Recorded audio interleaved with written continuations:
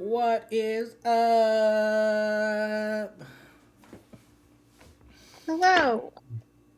Boom, boom, boom, boom. Oh, I guess I should turn that. You guys can't hear that music anymore because it is no longer playing in stream. So let me turn it off in my ears. Oh, Daddy, say something. Hi. Okay, we're all loud. And We're clear. all mic checked. Yeah. My phone just telling me iMessage. What the hell, phone? Technology. Go. Boom, boom, boom, boom, boom, boom. All right. I got ice cream. Yummo. Yum. It's very yummo. I have fried chicken on the floor somewhere. Fried chicken on the floor. Yep. Fried chicken. Only on in the floor? Indiana. Nope. He's in Iowa. Don't smear my state. Come on now. Come on now. Are we from 5 different states? Yeah. Yes. Wow, look at that. We're national. Three different time zones, 5 different states. Look at that. Midwest still has monopoly though. Bow. Yes, you do.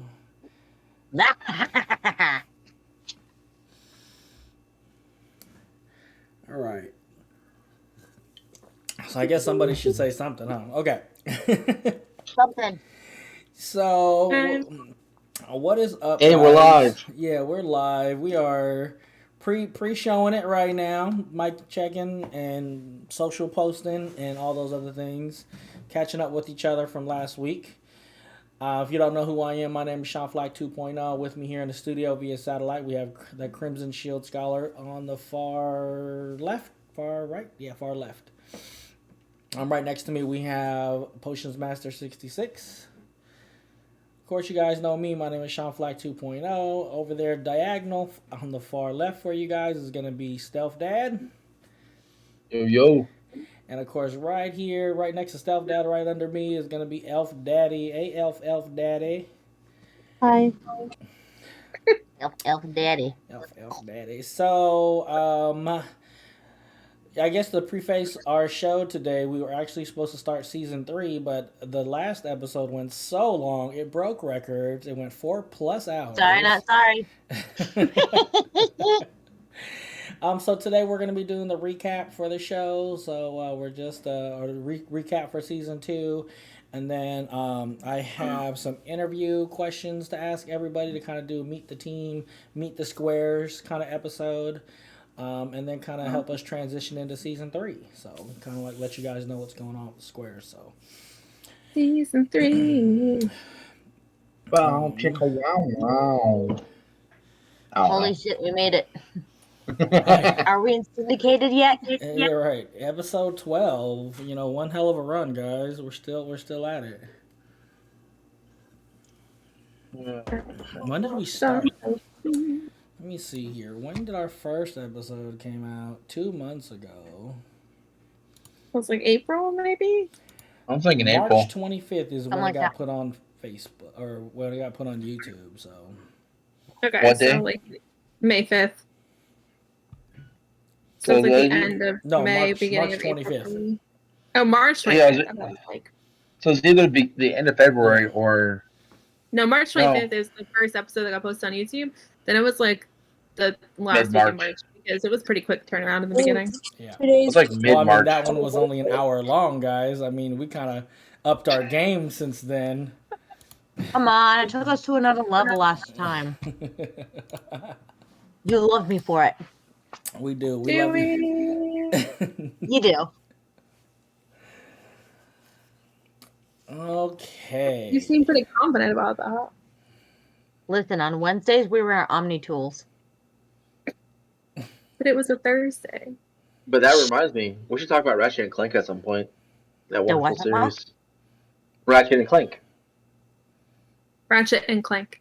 Don't know what that is. It's a video game. It's a video game that's also a movie and also another video game. It's a movie? I did not know that. It's Yep. a meta. Okay.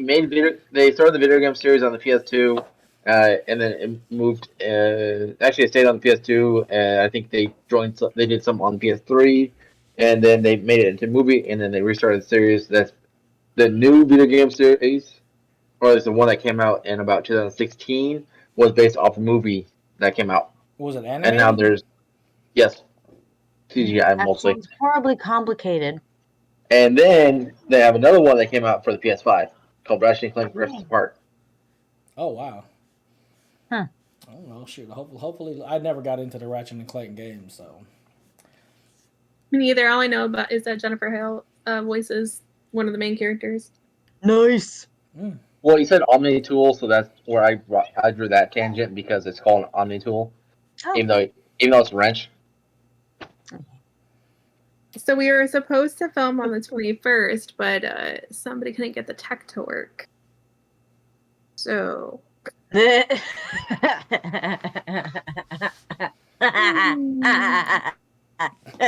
was fun. Well, guys, that was SeanFlac, and so from here on, we did the Potions will 21st. take over. We just did it at 8 p.m. Eastern. We did it later. So, I'm back. My tech is working again.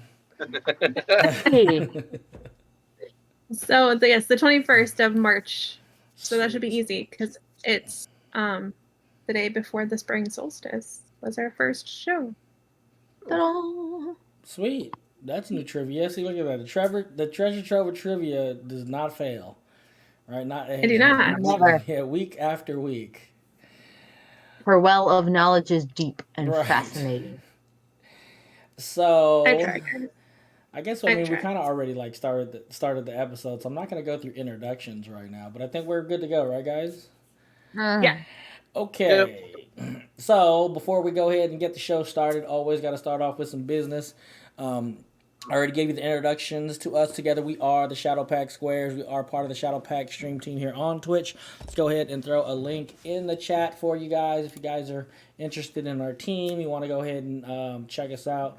We actually just opened up recruiting. We're actually taking applications for recruiting right now on our website. If you guys are looking to join, a really good group of people just actually supporting each other, different content for creators from obviously at least 5 different states and 3 different time zones. Go ahead and check out our website. You'll see, our Instagram there, our YouTube is there. We have profiles for all of our stream team members here. We also have interviews on the video section for everybody that has one. I'm not going to name any names who doesn't. But we'll get those going, as we've been saying for the last 2 seasons. And then, again, we have a merch store up there too, so if you guys are interested in that, you can go ahead and check out the website, shadowpackgaming.com.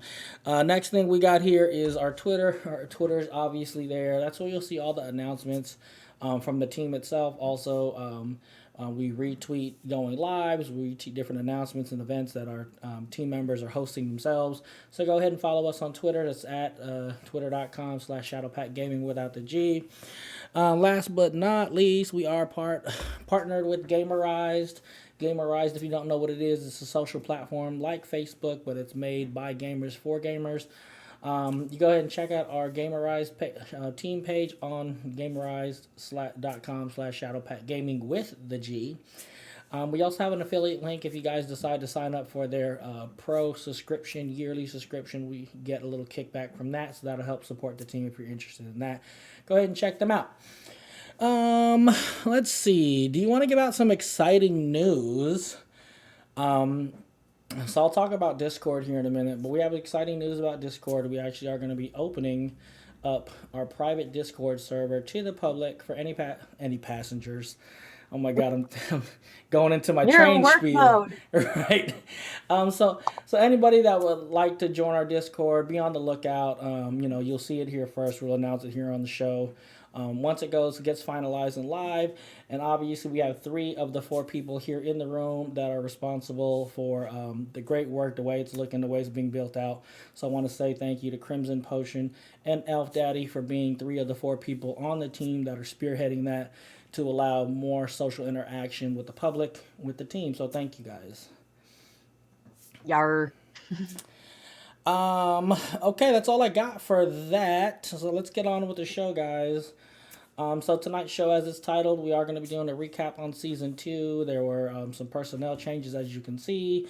We started off with an extra member at the beginning of the season. Unfortunately, he decided to leave for personal reasons, so we wish him the best.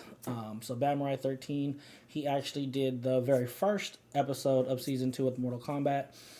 So best wishes to him and, his journey. And so we're back to our original 5 squares, ending with season 3, or ending season 2, starting with season 3. So we did Mortal Kombat, and obviously that was a new straight to video, straight to HBO, right, guys? I think it was also in theaters, but it was part of their. It's part of their monthly year of the monthly release for the new movies. It's for the things. Okay. I think it was. Well, I watched it on. I don't know if it was in. I can't deny or confirm that, but I watched it on HBO. Same here. So that was fun. Go ahead, Stel. I think it was their compensation for not having new releases in theaters. They have it. You can watch it on HBO Max for the month, and then later on, when it becomes available for digital, you can watch it there again or buy it from Amazon or wherever you watch your movies. Okay. So I believe if I'm looking at that right there was Bam's episode, and he kicked off season 3 with that. He actually opened up the show. Season 2. Season 2. Sorry, guys. I'm tired. We're in season 3 now. I worked out twice today. Give me a break. I'm proud of you. I did not. He opened up the episode with a plethora of information just about the history. If you guys don't know anything about Mortal Kombat, or all you know is just the movie, go ahead and check out that episode. It's on our YouTube page. The very first season 2 one is Shadowpack Squares Reviews Mortal Kombat. It's like the 4th or 5th episode down on the list. But like I said, he opened up with a plethora of really good information about the franchise, history, all those things. He's a big Scorpion guy. I personally like Sub-Zero, and I think that was me and PotionsMaster. Oh, yeah. Crimson, were you familiar? I can't remember. Were you familiar with the franchise before we talked about it? Ish. No, that's a no. That's a no shit. No. I knew like a very, very little bit, but I did not know enough to like have a fandom. Okay. I do not know enough to be like Scorpion or Sub-Zero. Right. What about you, Stealth Dad? Did you have a favorite character? I think I said Sub-Zero. Yeah. I can't remember what I said, but I was more familiar with the series in Potions. Not Potions. Crimson was. I cannot talk tonight. I'm sorry, guys. We're all a little tired. Elf Daddy, did you have a favorite? I can't remember. Oh my god. Fenris, get off the cord. It was Liu Kang. Liu Kang. That's how he used to do his little bicycle kick. Fireball! Right. So anything that standed out on that episode, guys, that you remember before we kind of move on to our next one? It was a lot of fun. I just, we didn't watch it together, did we? I don't remember. I've slept since then. I think so. I don't think we did. Yeah, we didn't do the watch party with that one. That's a shame. But, yeah, I mean, it was fun just to get into debates over which character was better. And we already Clearly know. Sub-Zero. Exactly. It is Sub-Zero. Yeah, exactly. Beihan. Woohoo! Yeah, right. Next up, we had Elf Daddy, which I love Elf's choices, right, when it comes to movies, because this is definitely one thing that I would. This is one movie I would have never watched. KamiKaze Girls. Somebody want to talk a little bit about that episode? I'm gonna go with, well, Crimson looks like she's eating. Elf, do you want to talk a little bit about? Because I know you guys were like fanning on that one. So, Elf, you want to talk about KamiKaze Girls episode? kind of a older Japanese film. Like, it's humorous, but it kind of takes itself seriously at times. It's actually kind of nice. You know, good movie. So that was Elves. Like I said, it was exactly like, because I didn't know it was based on a manga, right, or anime, and if you knew that much about it, then it made sense because in mangas and animes, the stuff is just way over the top, super over elaborated and things like that, and yeah. Then there was, I remember, for me, the memorable part is that whole phallic when everybody was like, what is that, what is that's his pompadour anyway. So that was what, like, that's how I remembered KamiKaze Girls. So I was like, whoa, what are we watching here, guys? And did we watch that one together?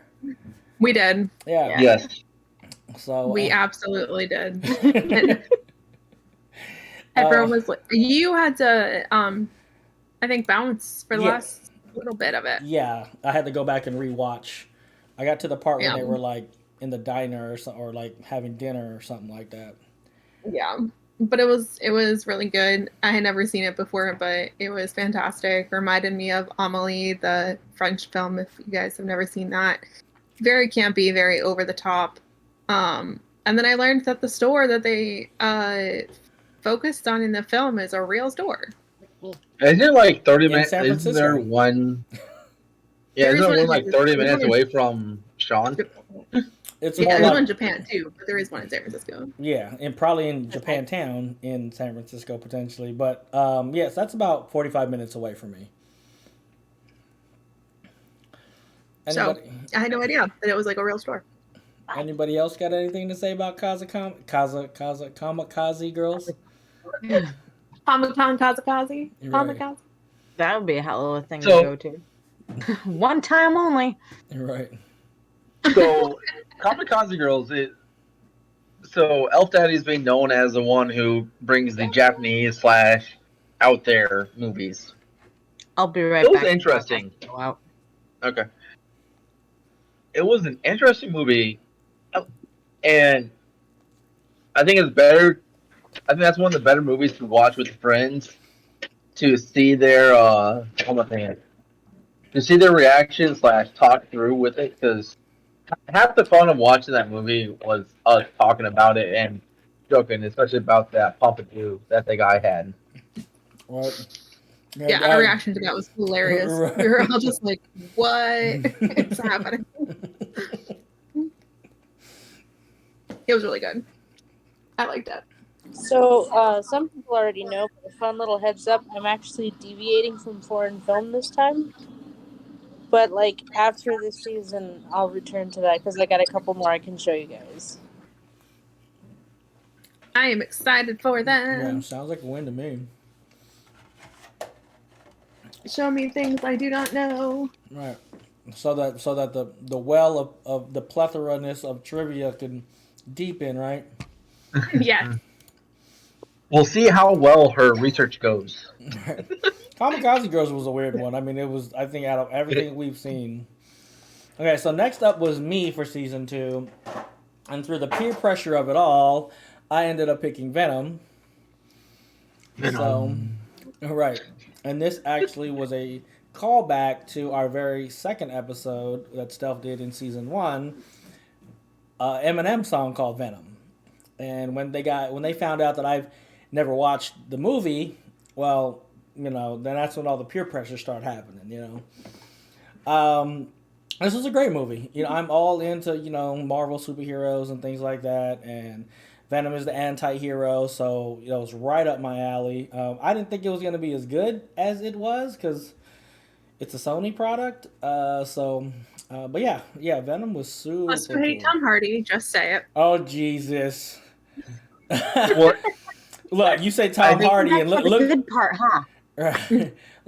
I think you also say Tom Hardy part and of look the who pops up. Right, I know. Potions comes back just in time for Tom Hardy. See, Tom Hardy in the call my dog has good taste in how long she takes to pee. See, Tom Hardy is a call for PotionsMaster, so if you ever need her summoned, just say Tom Hardy. Right. No, I mean, but if that's how you want to remember me, okay. I think also another reason why you kind of got peer pressured into seeing it is around the same time Carnage, the trailer for Carnage dropped, and so we were talking about that, and Sean over here was like, "Really?" And then now now I need to see this to understand what you guys are talking about to then get the hype that you guys are getting. Right. You know, for them to But I do a think sequel on it, it had to be good. It somewhat, right? Ish. hey, just because they made a sequel doesn't mean it's good. Hey. There's bad movies that had sequels. Yeah, you're right. You're right. I am not a big Tom Hardy fan, so that wasn't the pull for this. But I'm pretty sure some folks in this group did not mind watching that movie like 5, 6, 7, 8 more times.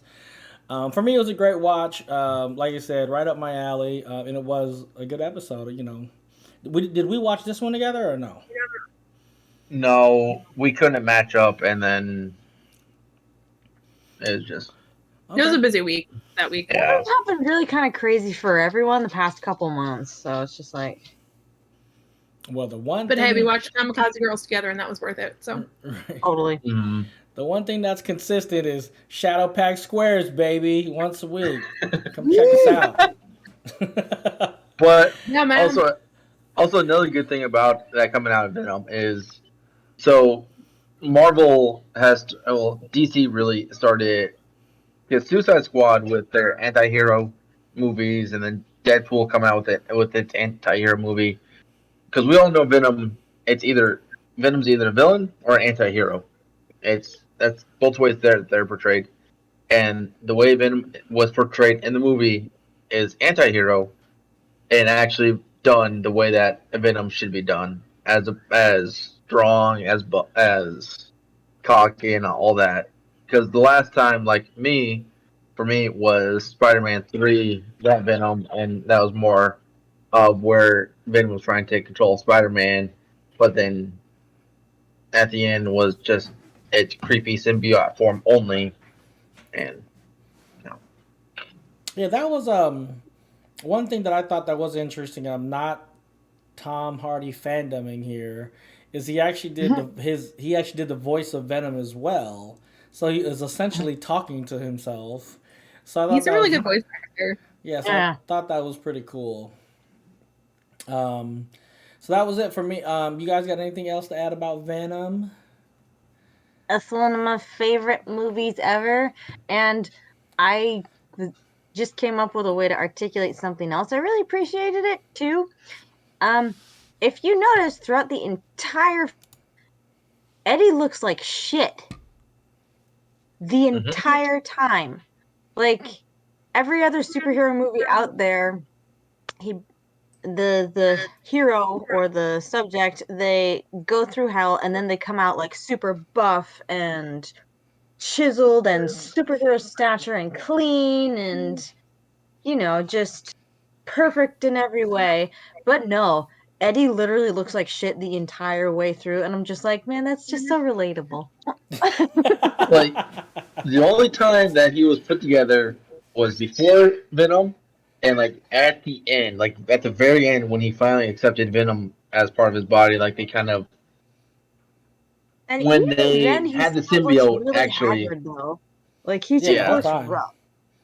Yeah, the whole time he looked busted, but it's Tom but Hardy, I'm saying so he didn't. Did he look busted? He's pretty Ray? busted. He's like gorgeous busted. Right. All right, so the next episode on the list was The Princess Bride, and this was Stealth Dads. This one I could Another not. attempt to force you to watch something. Right, and this one even though I could not after I announced stay. it came out, even though after I announced it, he said I've watched it before, even though he's not referencing getting our clips or anything like that. So long ago. So long ago. So this one I couldn't actually stay for the episode. So it was mainly Crimson Potion and Stealth, and then I watched the VOD because I had to put it up on YouTube. So anyway, comments.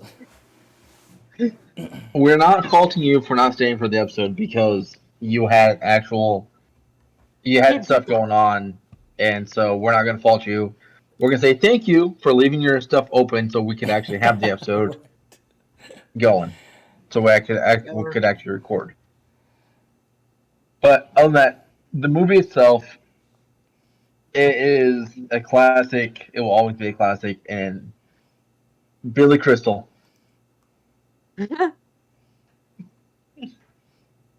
There's so many good things about that movie, and Billy Crystal is definitely one of the top 5. Oh, he mostly died. Mostly dead. Only mostly dead. Yeah. Yeah, it was a good episode. It's a good movie. It was fun to rewatch it. It's been a long time since I've rewatched it.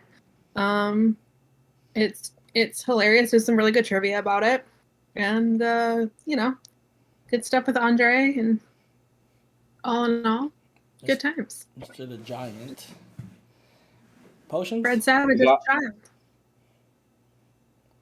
I liked the movie. I loved it ever since I first saw it at that birthday party in 5th grade, and I just went, what is this? Sense of humor that I actually get, and is funny, and it's not necessarily strictly for kids. What? So it was nice to be able to basically trade quotes and quips and lines from the movie back and forth with people who actually appreciate it. Inconceivable. Inconceivable. Okay, and then That's a good memory. Elf, did you have anything on this one? Was Elf there? On Yeah. the episode? Oh. Elf, did you have anything to say about the Princess Bride episode? I mean, The silence. it slapped. We all slap. We always all slap. Okay. It totally slapped. It totally. Absolutely. So then we kind of, we went from movie, and then Crimson came up with 21 Pilots, Scaled and Icy. So Crimson, you want to talk about this episode real quick? I was sick of movies. No, I'm kidding. But I did want variety. And the album recently dropped. And so, there's 6 studio albums, Scaled and Icy, crafted entirely during the pandemic. My favorite piece of trivia that I learned when I was researching it is that Scaled and Icy stands for, scaled back and isolated, which I thought was really funny. It was great. I love them. I love their albums. I got, a rare album out of it because I was like, I don't know where this album is. And Elf Daddy came through and was like, here, there's a link, and it's the last one. And I was like, sure. Oh yeah, did Question. that come through? Was that a real thing? It was. Oh, nice. Yeah, Which absolutely. album was it again? Blurry Face? Not Blurry Face, right? No, Regional at Best. Oh, that was was that one of their studio So albums? Regional at Best was their second album as 21 Pilots. And so they had their first one, which is entitled 21 Pilots. Then they had their second one, which is entitled Regional at Best. And that was the first album that was just the 2 of them. And when they signed with their record label, which they did between their second album and their third album, they retained the rights to 21 Pilots themselves, but the record label picked up Regional at Best and then didn't produce it because they're like, it's not ours. So we're going to hold it, and we're just not going to make it available digitally. So that's why it's so difficult to get. Well, we're glad you got it. Yeah. So yeah, I mean, I love that album. I've been listening to it on repeat. It's really happy. It's really nice. And yeah, it was a good time. Good. Potions, what you got on the episode? Not a whole heck of a lot. Other than the most thing I ever came across 21 Pilots was their song, which was their breakout song for me in Suicide Squad. That's the most recognizable one for me. And I like them, and they're very Linkin Park-esque for me. Yeah, for me, I really liked this episode because I learned a lot. I love learning that kind of trivia that Crimson had brought out The whole reason behind the name of their actually the reasoning behind 21 Pilots, their name, the double meanings in a lot of their music. There were a few.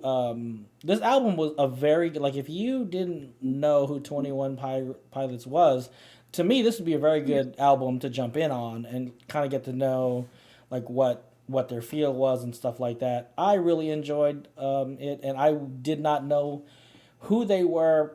I've listened to some of their music, and I'm like, okay, who are these people? So just like I kind of how I learn about new music is like somebody recommends it, and so Crimson was like, okay, we're gonna do it. I really like them, and I love the episode because I did learn a lot about them. I have Apple Music, so I downloaded what was it, Blurry Face, and their one with the crow. I think there's a crow on. I don't know what the name of that album is. It begins with a T, and I can't remember it at the moment because I have no brain. So I downloaded those. Daddy, help me out. Which one? Their fourth album. Well, I just got my phone right here. I could look at it. But yeah, I enjoyed that episode, and I'm glad that Crimson had suggested that one because it opened me up to some more music.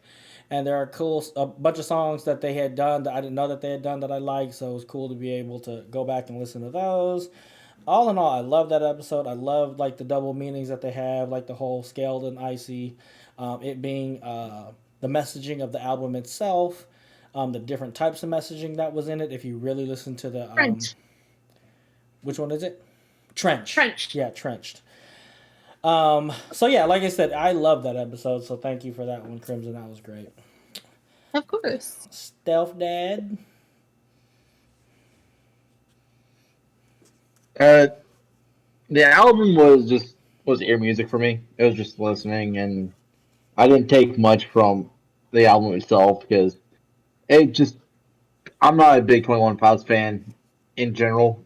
It was just because I never got turned on to their music and whatnot. It was a good album to listen to. Some good research to talk about. It was a good talking points about it, and some of the songs did speak about being isolated and trying to come back from a world that is being isolated or scaled back, something like that.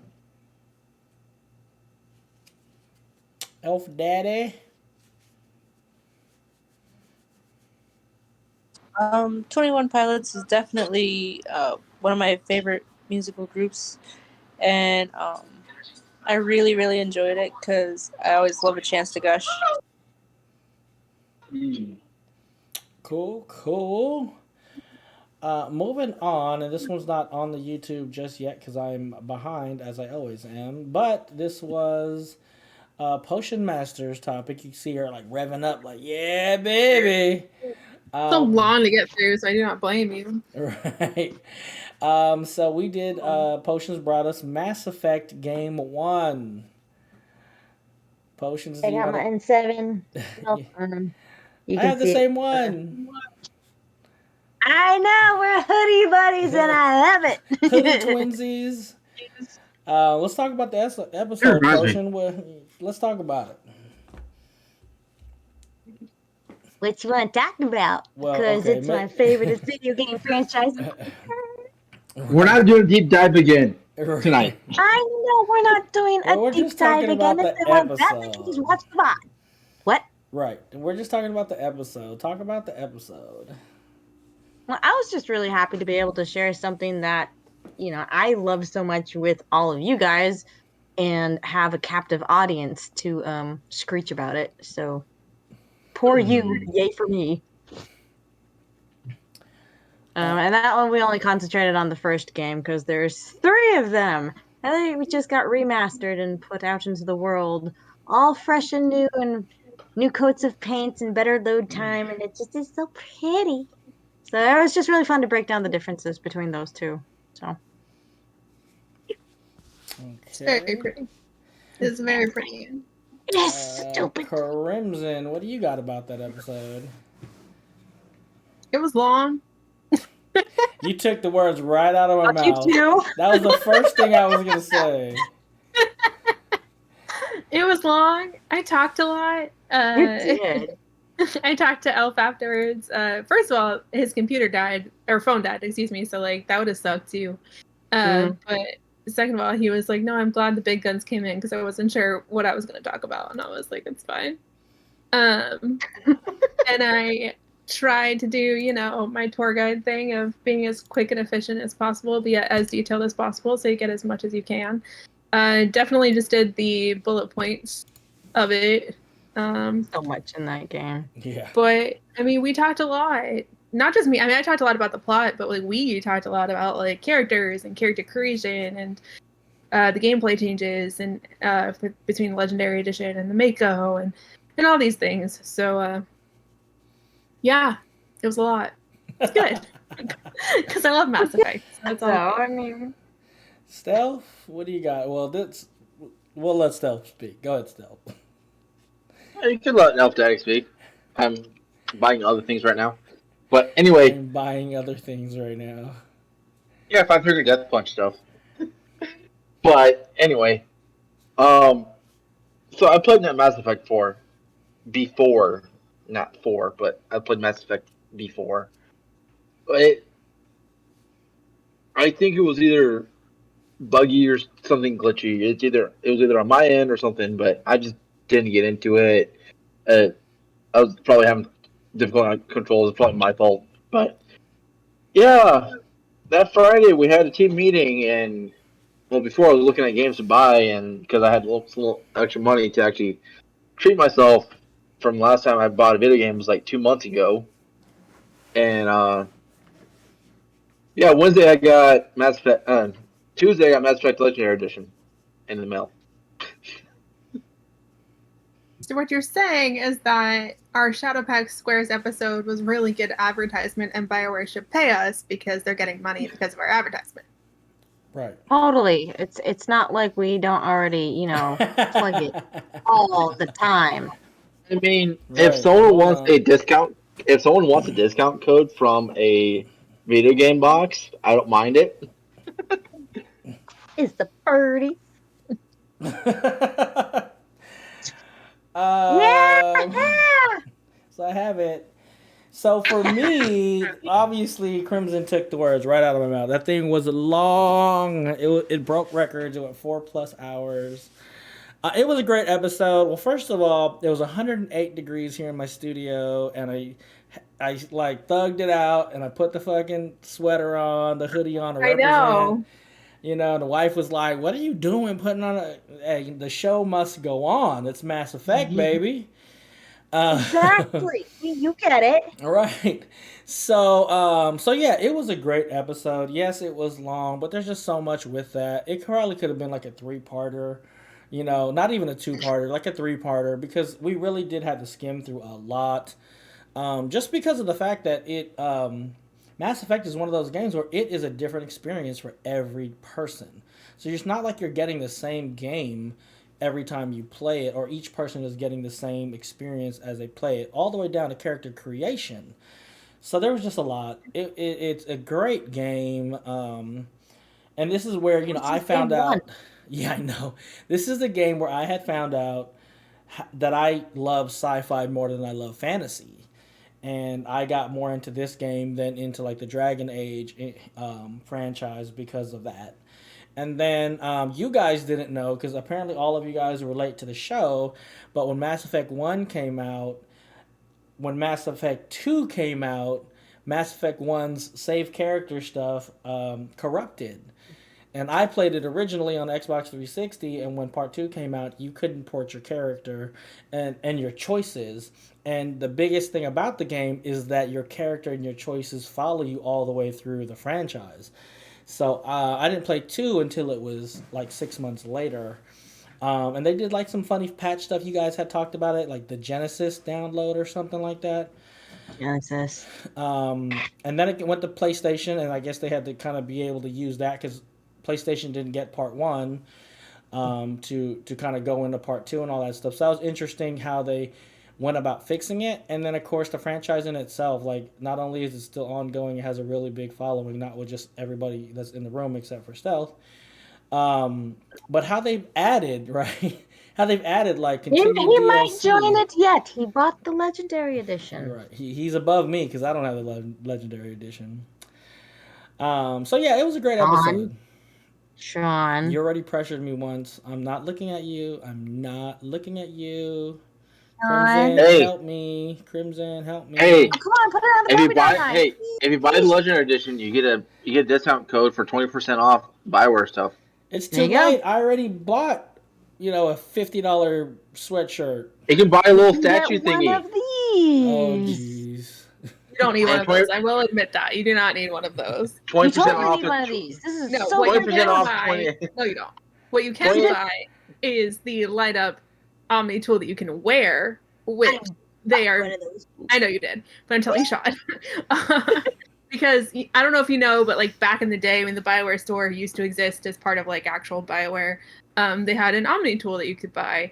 And my friend has it, and so it's really cool. And it slips over your arm, and you can flip it up, and it's like an Omni tool with an Omni blade.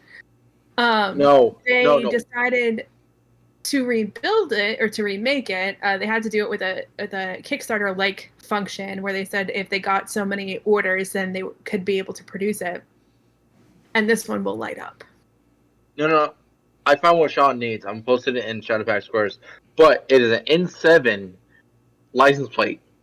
Ah, nice. Oh yeah, they have those too. I kind of want to get that too. Where's all the peer pressure coming from? I'm not Mr. Moneybags here.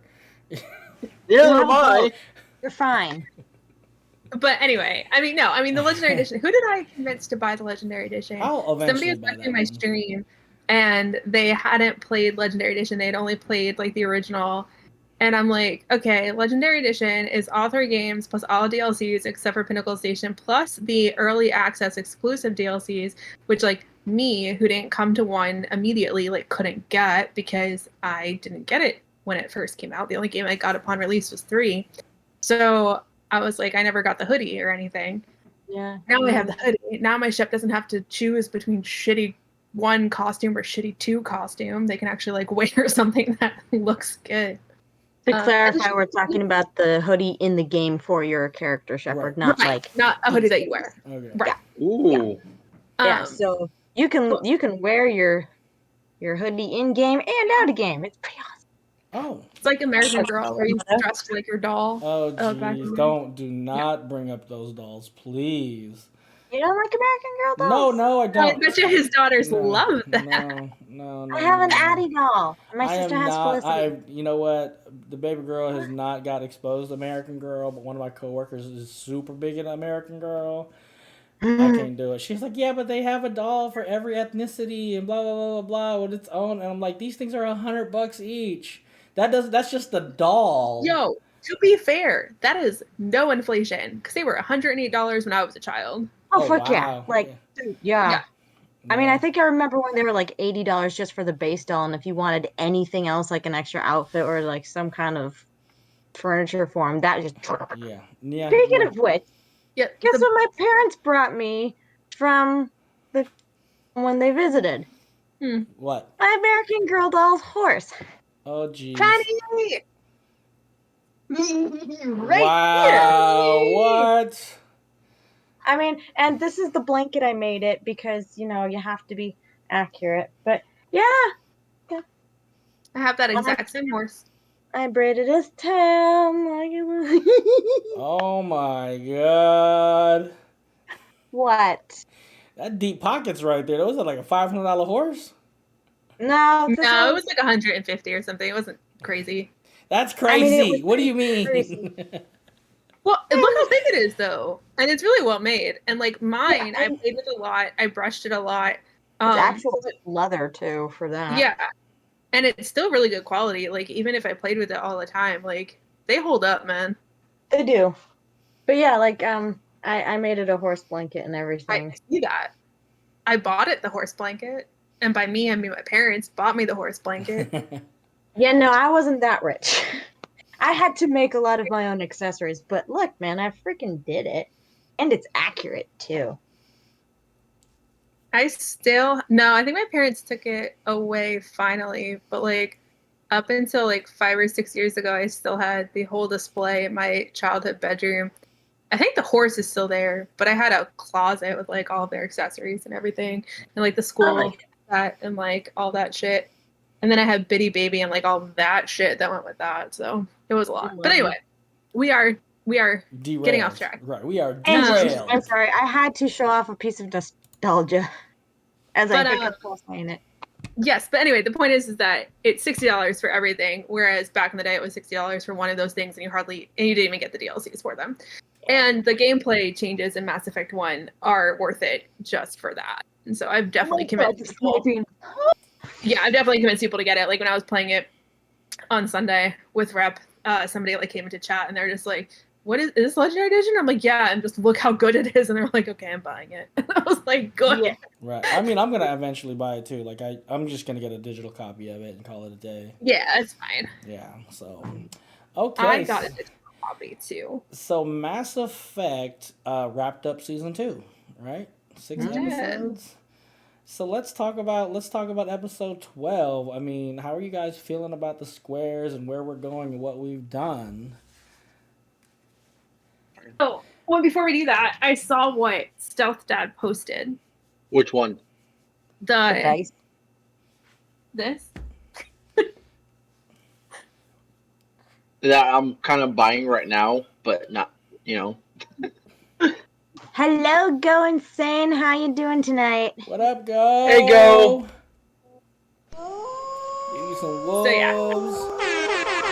I really like it. It's really cool. I got the dice too, and the dice are fantastic. And the dice come with tarot cards, and like from the game. And the dice come with a dice mat, which is a map of Thetis. The dice are super worth Don't it. sell me on them. I already bought them. How much are the dice? Like $20. That's not bad. What? Wow. But they come with Click the link. mat and everything? Mm-hmm. Here, I'll show you. You guys. Are you sure you're not sponsored? No, they're not. You know how in my bio everywhere it says BioWare owns my ass? I'm not joking. Don't show me a tattoo of N7 on your ass. Please don't do that. So I don't have Please don't do I that. don't have that tattooed yet. Right. Yet being the key word. Right. Actually, I was thinking about getting one of my favorite quotes from On your Rival butt? DLC. Not on my butt. Okay, good. Maybe on my ribs or something. But yeah, like there's a DLC in game 2, which spoilers everybody. Stealth never played. Well, I mean, can you spoil a game that's over 14 years old? Maybe, I don't know. yes, because they just come out with a new one. In any case, there is a piece of a DLC where Shepard comes face to hologram face with one of the Reapers, Harbinger, and they have a rousing discussion about the fate of the galaxy, and Harbinger basically is threatening Shepard, and Shepard, one of the things you can have Shepard say is, "I won't let fear compromise who I am." And that quote in particular has gotten me through some really fucking tough times. So I think I will not let fear compromise who I am. Mm-hmm. Right. That's a good one. I won't let fear compromise who I am. That's a good one. I like that. It is a very good one. And funny aside to that, I actually got a chance to speak to the voice actor of MSEP lately. And I actually was able to tell him that, and he was very touched about it. And so I thanked him for being the voice in my head when I needed a boost. And I'm pretty certain he thought it was really fucking weird, but that's okay. He's a sweetheart. He is. Oh, well, he really is. So another thing, buying this game. Since PS2 and PlayStation 3, it's been a while since I've had one that came with 2 discs. That one was an install disc, and the other one's. It's been a while since I've seen an install disc on the system. You know what else has an install disc? Dragon Cyberpunk. But it's been a long time since I've seen an install disc for a console. That's just not like Cyberpunk 1, 2077 2. also has one. That's like 1, 2, or 3, 4 for the games. But yeah. You know what the funny thing is about that is I got it for Xbox One and it had 2 discs. All I did was put in disc 1 and it started downloading everything immediately. I didn't have to put in the second disc. And I was just like, well, that's I'm weird. sorry. I will be right back again because I think my dog is having some gastrointestinal issues. Because, oh, and she keeps coming to say hello. Gastrointestinal issues. Work. Anyway, so this is the box that it comes in. So, and inside the box has like part of the map of Thetis. So it's actually a really nice box. And then they have the dice, which are just like whatever, except for they have, instead of the main number, they have the instead of 1, I should say, they have the Inquisition symbol, which is cool. And on all of them, so it's not just the D20 that has it. Like all 7 of the dice have it. Right. And then you have the tarot cards. So if you play the game, you get these tarot cards. So like Dorian's, this is his romance card. And what game is this for? Dragon Age Inquisition. Oh, Dragon Age Inquisition. So you have like all the characters. So like Also known as my favorite game. Yay! my baby, Cole. And then the back is this is like the intro screen to Dragon Age. So that's on the back. Most of them are their romance cards, except for not Dorian, except for Bull, and I think it's really terrible. I'll find if you saw this, but this is what they picked for Bull. I don't like it. I know. There's a decision that you can make in game where he either becomes happy or sad, and they picked the sad one for him, and I'm just like, why? Why did they pick the sad one? So anyway, well, and then which one was that where, and which games crossed over where if you bought the one game you got a code for the armor in the other game and vice versa for Mass Effect and so in Mass Effect 2 and Dragon Age Origins. Which one was a Dragon Age? I believe it was Origins, right, Alf? Yeah, actually, I think. But I know you can also get it in 2. And you got so go ahead. So there's the Blood Dragon armor, and the Blood Dragon armor is from Origins. Like that's like the Blood Dragon that's on the armor is the background to the loading screen for Dragon Age Origins. And so the Blood armor, yeah, so the Blood Dragon armor set in Mass Effect 2, and you can also get it in Mass Effect 3. It's a full set armor. It looks like a knight's outfit, and it has the Blood Dragon on it from Dragon Age Origins. It is so extra. It's amazing. There is nothing you can get from Mass Effect in Dragon Age. Okay. The only thing they have is in one of the locations in Dragon Age Inquisition, they have a Krogan head. Oh. And they have yeah, that's it. They just have a Krogan head. They don't have anything else. So you go to a like hunting room with like trophies, and so there are a lot of like different trophies of different creatures, and then one of them is a Krogan. Wow. Did you talk about there is a demon in Donovan Hawk's vault? It's not a demon, it's a Canary. But yes. Oh, really? Mm-hmm. I love Canary. I don't think it's a Canary. Are you sure? No, it's a Darkspawn ogre. Yeah. It's an ogre. Yo, yeah. I was like, What you I was got, like, it has horns, and demons don't have horns. No, you're right. It's an ogre. Go has a question for us. Yes, go. What is your question? Yes. So while he's typing, Right. The last thing is this is the dice map. Oh, that's what I wanted to see. That comes in the box. I know. That is so cool. It's the entire map of Thetis. And yeah, that fits in the box. So it's pretty cool. That's right, it's an ogre. Go insane. I bought that game. Y'all think about D&D, or are y'all gonna try D&D Dark Alliance? I don't know. I've been not hearing great things about it. But the day after I got it, or the day I was supposed to get it, I saw a review on I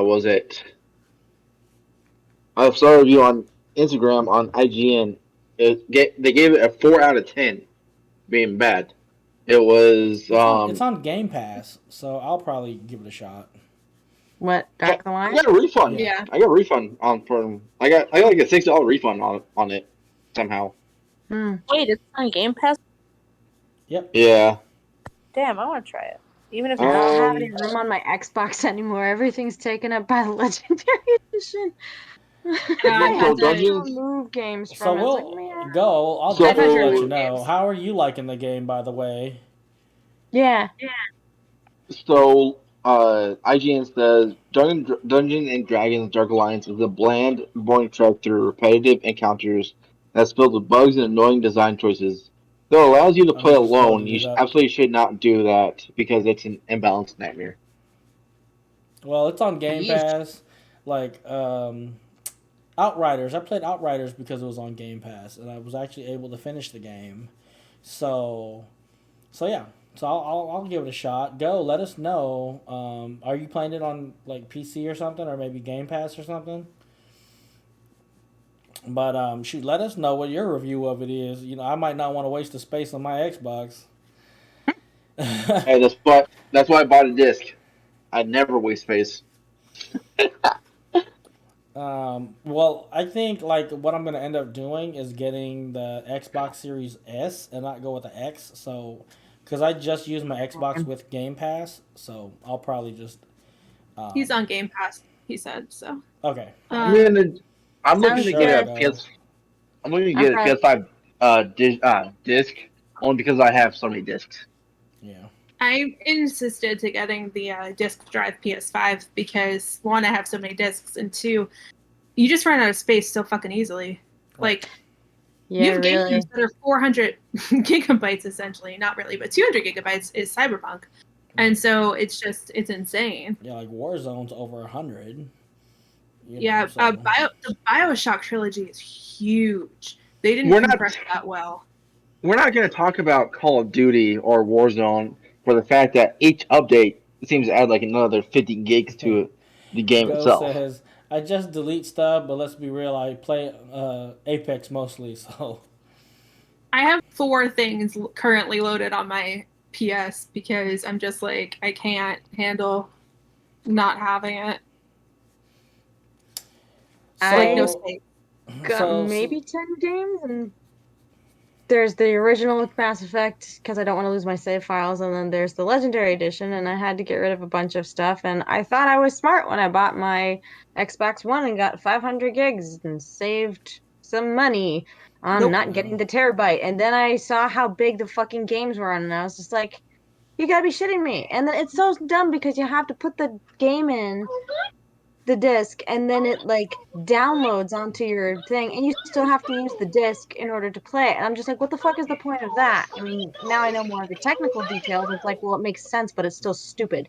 Right. So next, when I get my Xbox Next Series one, it's gonna have a lot more junk in the trunk. So There you go. Yeah, I'm still up in the air with it because Hey. I guess that the Xbox with the disc is supposed to be more powerful or whatever. But I just since I mainly play Game Pass games, yeah. So there's very little. Go So ahead. between the PS5 digital and disc, the only difference between the PS5s is essentially the disc drive. That's the only difference. Um, the for Xbox Series S and Xbox X Series X, the X has a better graphics card into it and has a little bit better processor in it than the Series S. I'll just The wait and see S, what I can get what's available around me. So yeah, the S and the PS5 have the same specs. The X has slightly better specs than the PS5. But honestly, like the difference is not enough for me to like switch back to Xbox because I like the PS exclusive games, which is why I stick with PlayStation. And also that's just like next year Samsung phones versus supposedly. iPhones.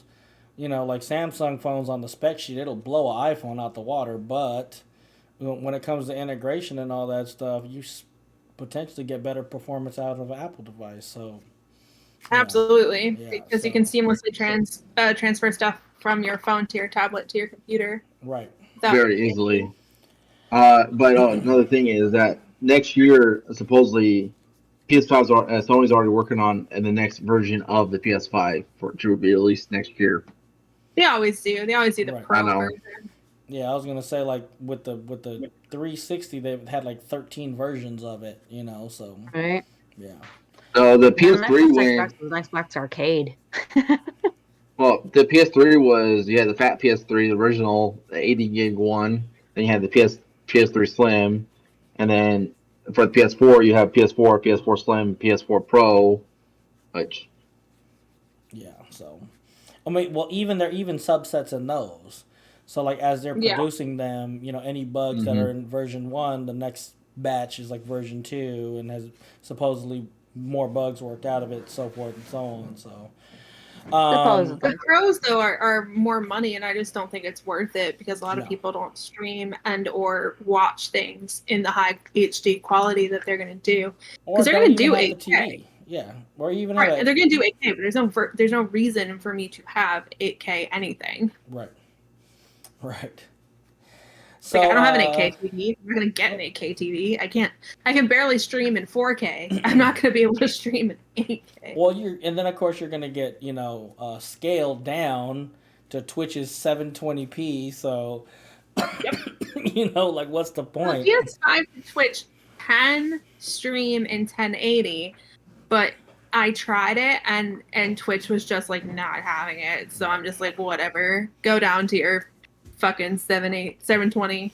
Right. So let's kind of go into some Q&A. I got a bunch of so that wraps up season 2.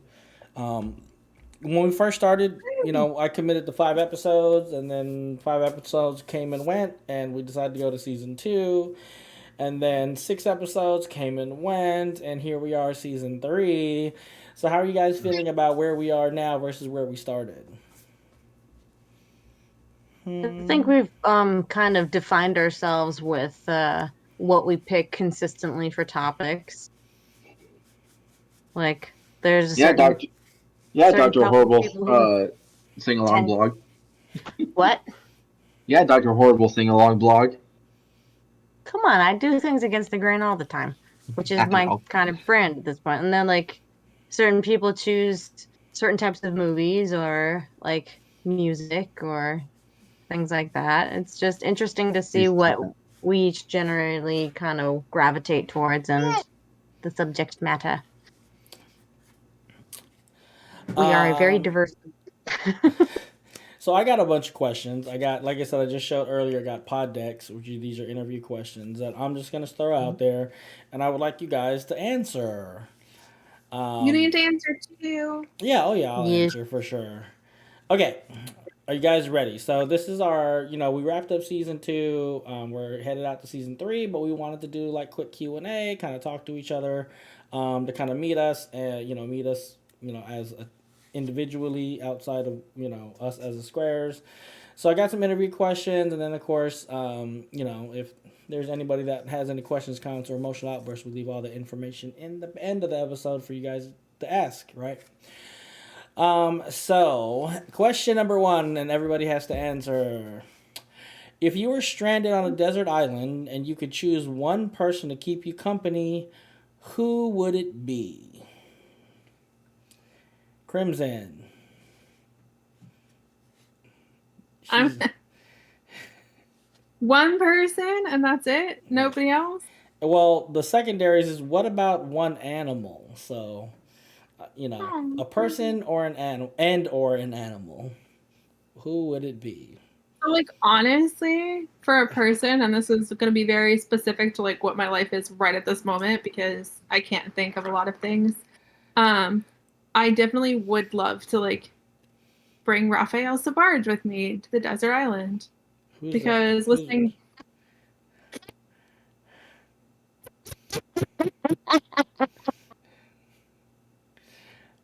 Who's Raphael Sabarge? I don't know who that is. All I see is laughing ladies right now. You know what I'm saying? Like, he's the voice actor from Mass Effect, but also he's like Jiminy Cricket in Once Upon a Time. Oh. He is the voice actor for Kaden Alenko in Mass Effect. Voice actor of Carthanasi in Coder.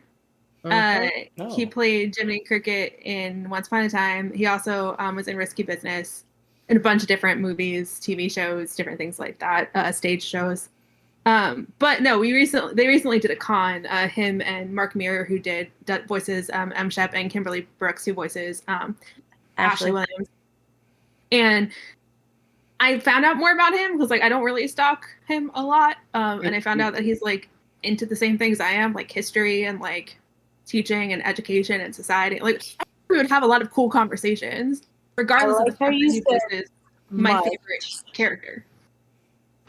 You don't stalk him a lot, which means you kind of do. Oh yeah, no, I kind of stalk him. Absolutely, I don't stalk him a lot. See, okay. she doesn't cross the line. I don't. She doesn't cross the line. That's true. But no, I mean, he's very intelligent, it seems, and he, his mom was a costume designer on Broadway, so it seems like he came up from a really cool background. So I just feel like we wouldn't really run out of things to talk about, which is when you're on a desert island, what you want. So. Okay, Stealth Dad, we'll jump to you. Sean's I'm no idea. No clue. I'm running through my mind for actors / people I know / just animals for utility reasons. Huh. Dude, should we come I'll back take to a you? cow. Who? What? Yeah, I'd probably take a cow. You would take a cow, okay. And then what about the person? You said person or animal. Oh, wow. So he's going to be on there by himself with a cow. Okay. A female cow. He said and or. You wouldn't choose your wife? Really? Ouch. Really? You know, why are you going to put him on a spot like that? There's a burn that could be said, but I don't think it should be. Yeah. Why would I get stranded on a desert island? That's not the question. The Actually, question wait a is, minute. if you were stranded on this island, who would you... Actually, no, yeah. I would take my wife. She actually has... No, actually, no. She has actually experience of living on an island and foraging for food better than I do. That's and legit. fishing that way. He does. Potions, we'll jump to you. If you were stranded on a desert island, wife. I would take Stealth Dad's wife because she lived on an island and knows how to survive on it. Oh, I do not. Okay, we're going to go with that answer. Elf Daddy. If you were stranded on a desert island, you could choose one person to keep you company. Who would it be? I'm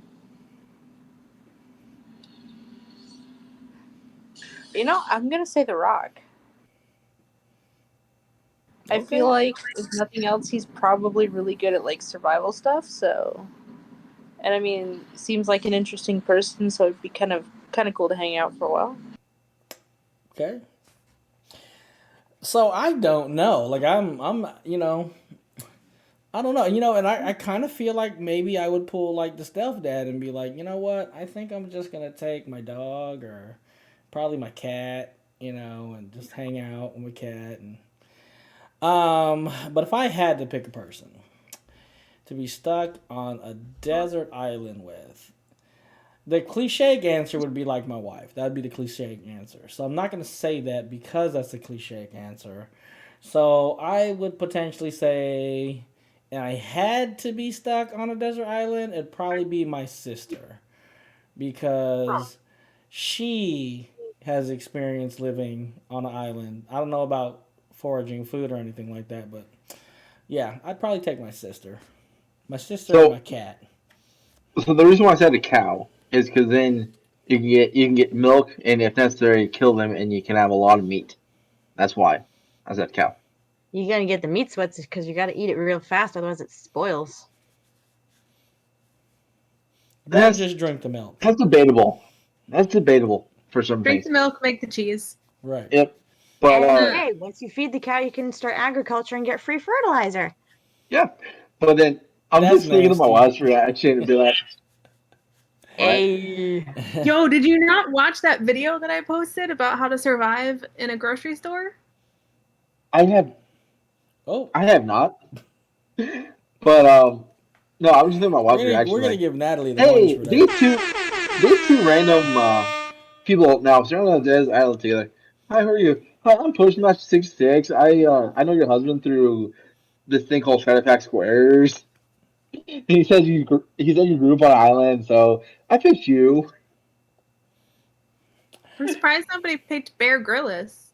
I don't even know who that is. Oh It's God, back Bear and forth. Grylls. I'd rather drink your own piss not be a valid suggestion. That's a debate because because I mean, that I is go a survival technique. no, but Bear Grylls is a debatable choice because there's been articles that came out about that saying that he did not perform his own stunts or did not actually survive in the wild like that, like was portrayed on the show. I So No, it's remember back and forth. as that was portrayed on the show. That's for damn sure. But Yeah. he still is a special forces trained survivalist. So But like I- regardless. under Well, the influence. by It's that a logic, debate. what about Robert Irvine from the Food Network? Because he was also in like the Royal Marines or something. Him I would do because then No. you'd actually get something flavorful. Ugh. Right? Good Not food. that Bear Grylls is cooking, because I remember the episode where he like took elephant dung and like wrung it out for water and like it That's was nasty. No. We're talking Robert Irvine. no. I'm still talking about Bear Grylls. Yeah. No. Okay, moving on. Next question.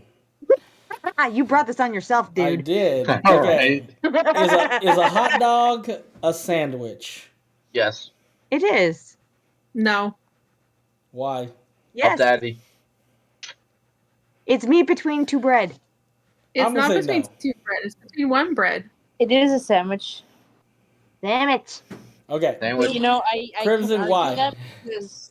argue that because the way I used to make mine is a sandwich. You cut them in half and like line them across one bread, and then you put like cheese, and then you put another bread on top.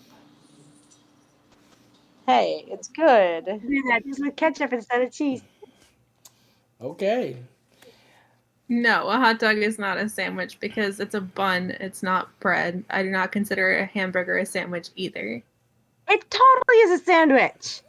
And it just because it's bun, that means it is bread. It is bread. No. It's a wheat-based product. Is cereal soup? No. Yes. Yes. No. Yes. Is lasagna a sandwich? No. No. Lasagna is a pie. No. Lasagna is a cake. Oh, right. Sure. Is an onion a parfait? It has layers. Oh, geez. No. So do ogres. Ogres have Right, layers. So do ogres. All right.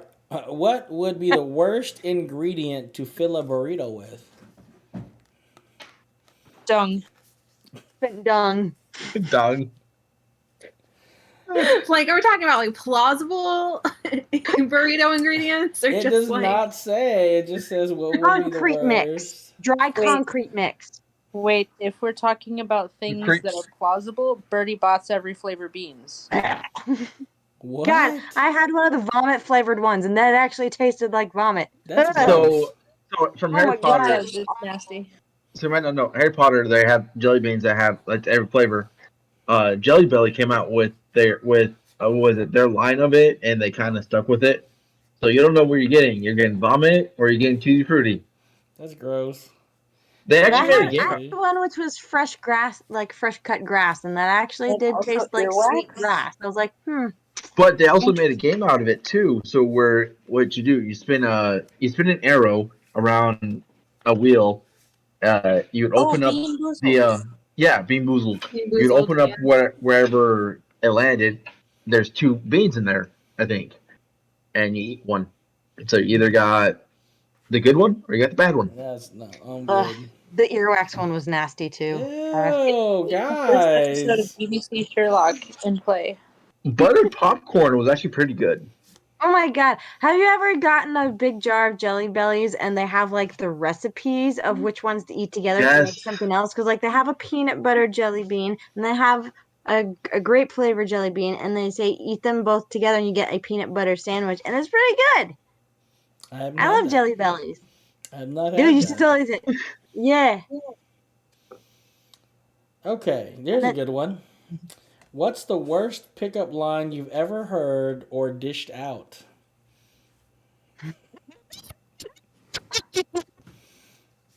Stealth Dad, we're gonna In start with real you. life or in fiction? Yeah, Because I've real told out a life. lot Come in fiction. on, right, real life.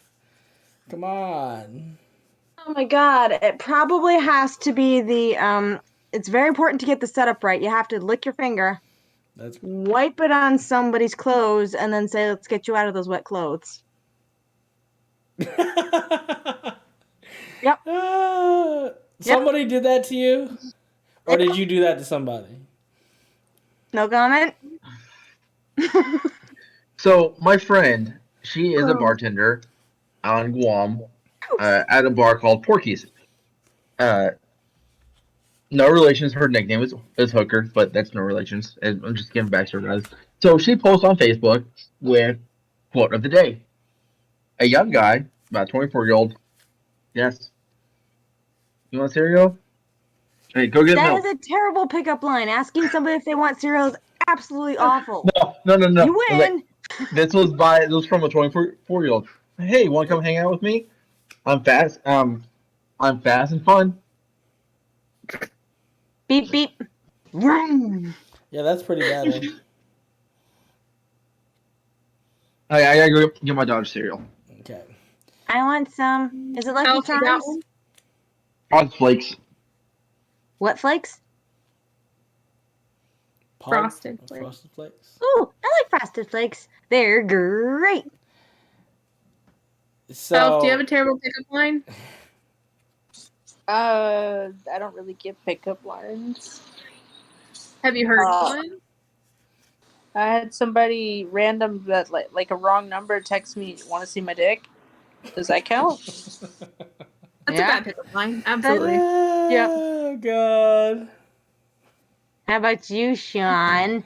Come on, So Sean. back in high school, we used to, play with all this or whatever, but it was like, hey girl, what's your sign, right? And then it Oh was my like, God. stop sign. Tell me you didn't.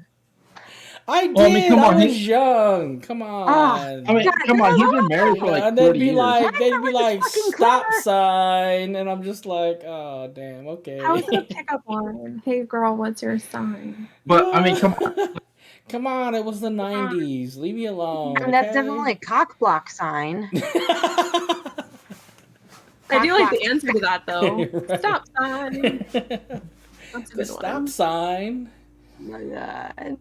My favorite is a joke, but like it kind of works, but like not. But like yeah. Oh, Okay, well let's hear it. There are 206 bones in your body. Do you want another one? I got that's it. an interesting one. Technically, another that's thing not a bone, but okay. So It's like another a thing hot that dog's not a my- sandwich. I don't got a sandwich. But I anyway. mean, that's a different kind of hot dog sandwich. Alright. Nope. Not Oh, bread. shit. I'm But very my much friend, not bread.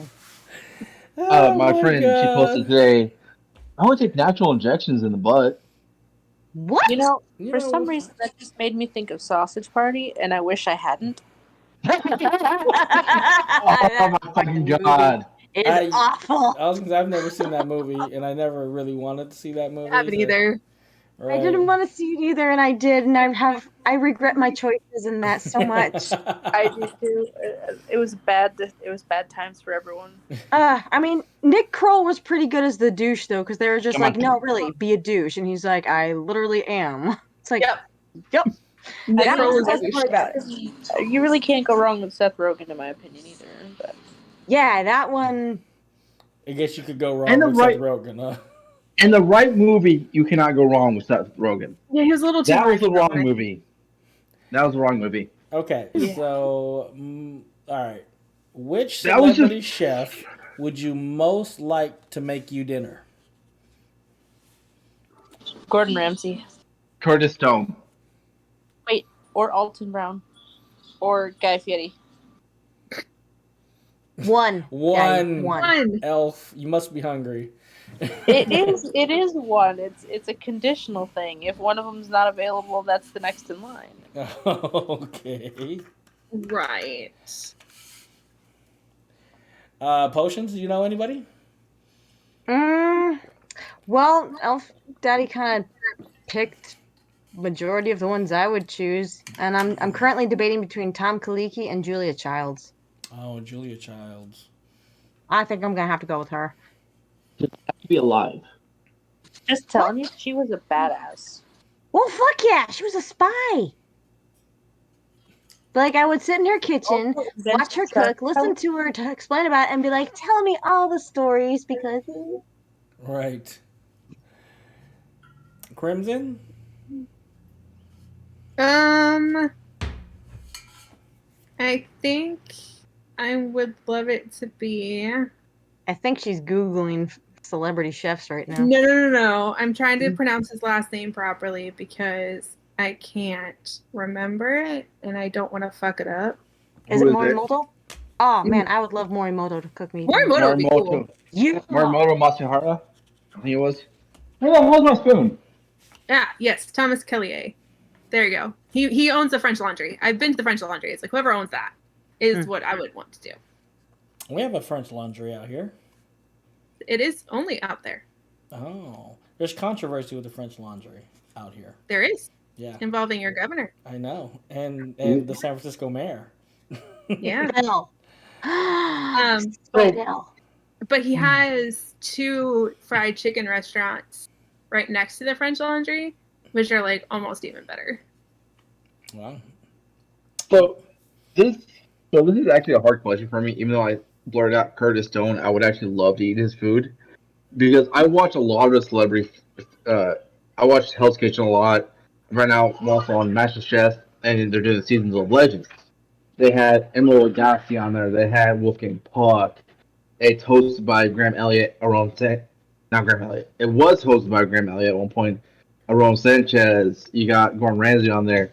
They did Curtis Stone was on it. Morimoto was on there recently.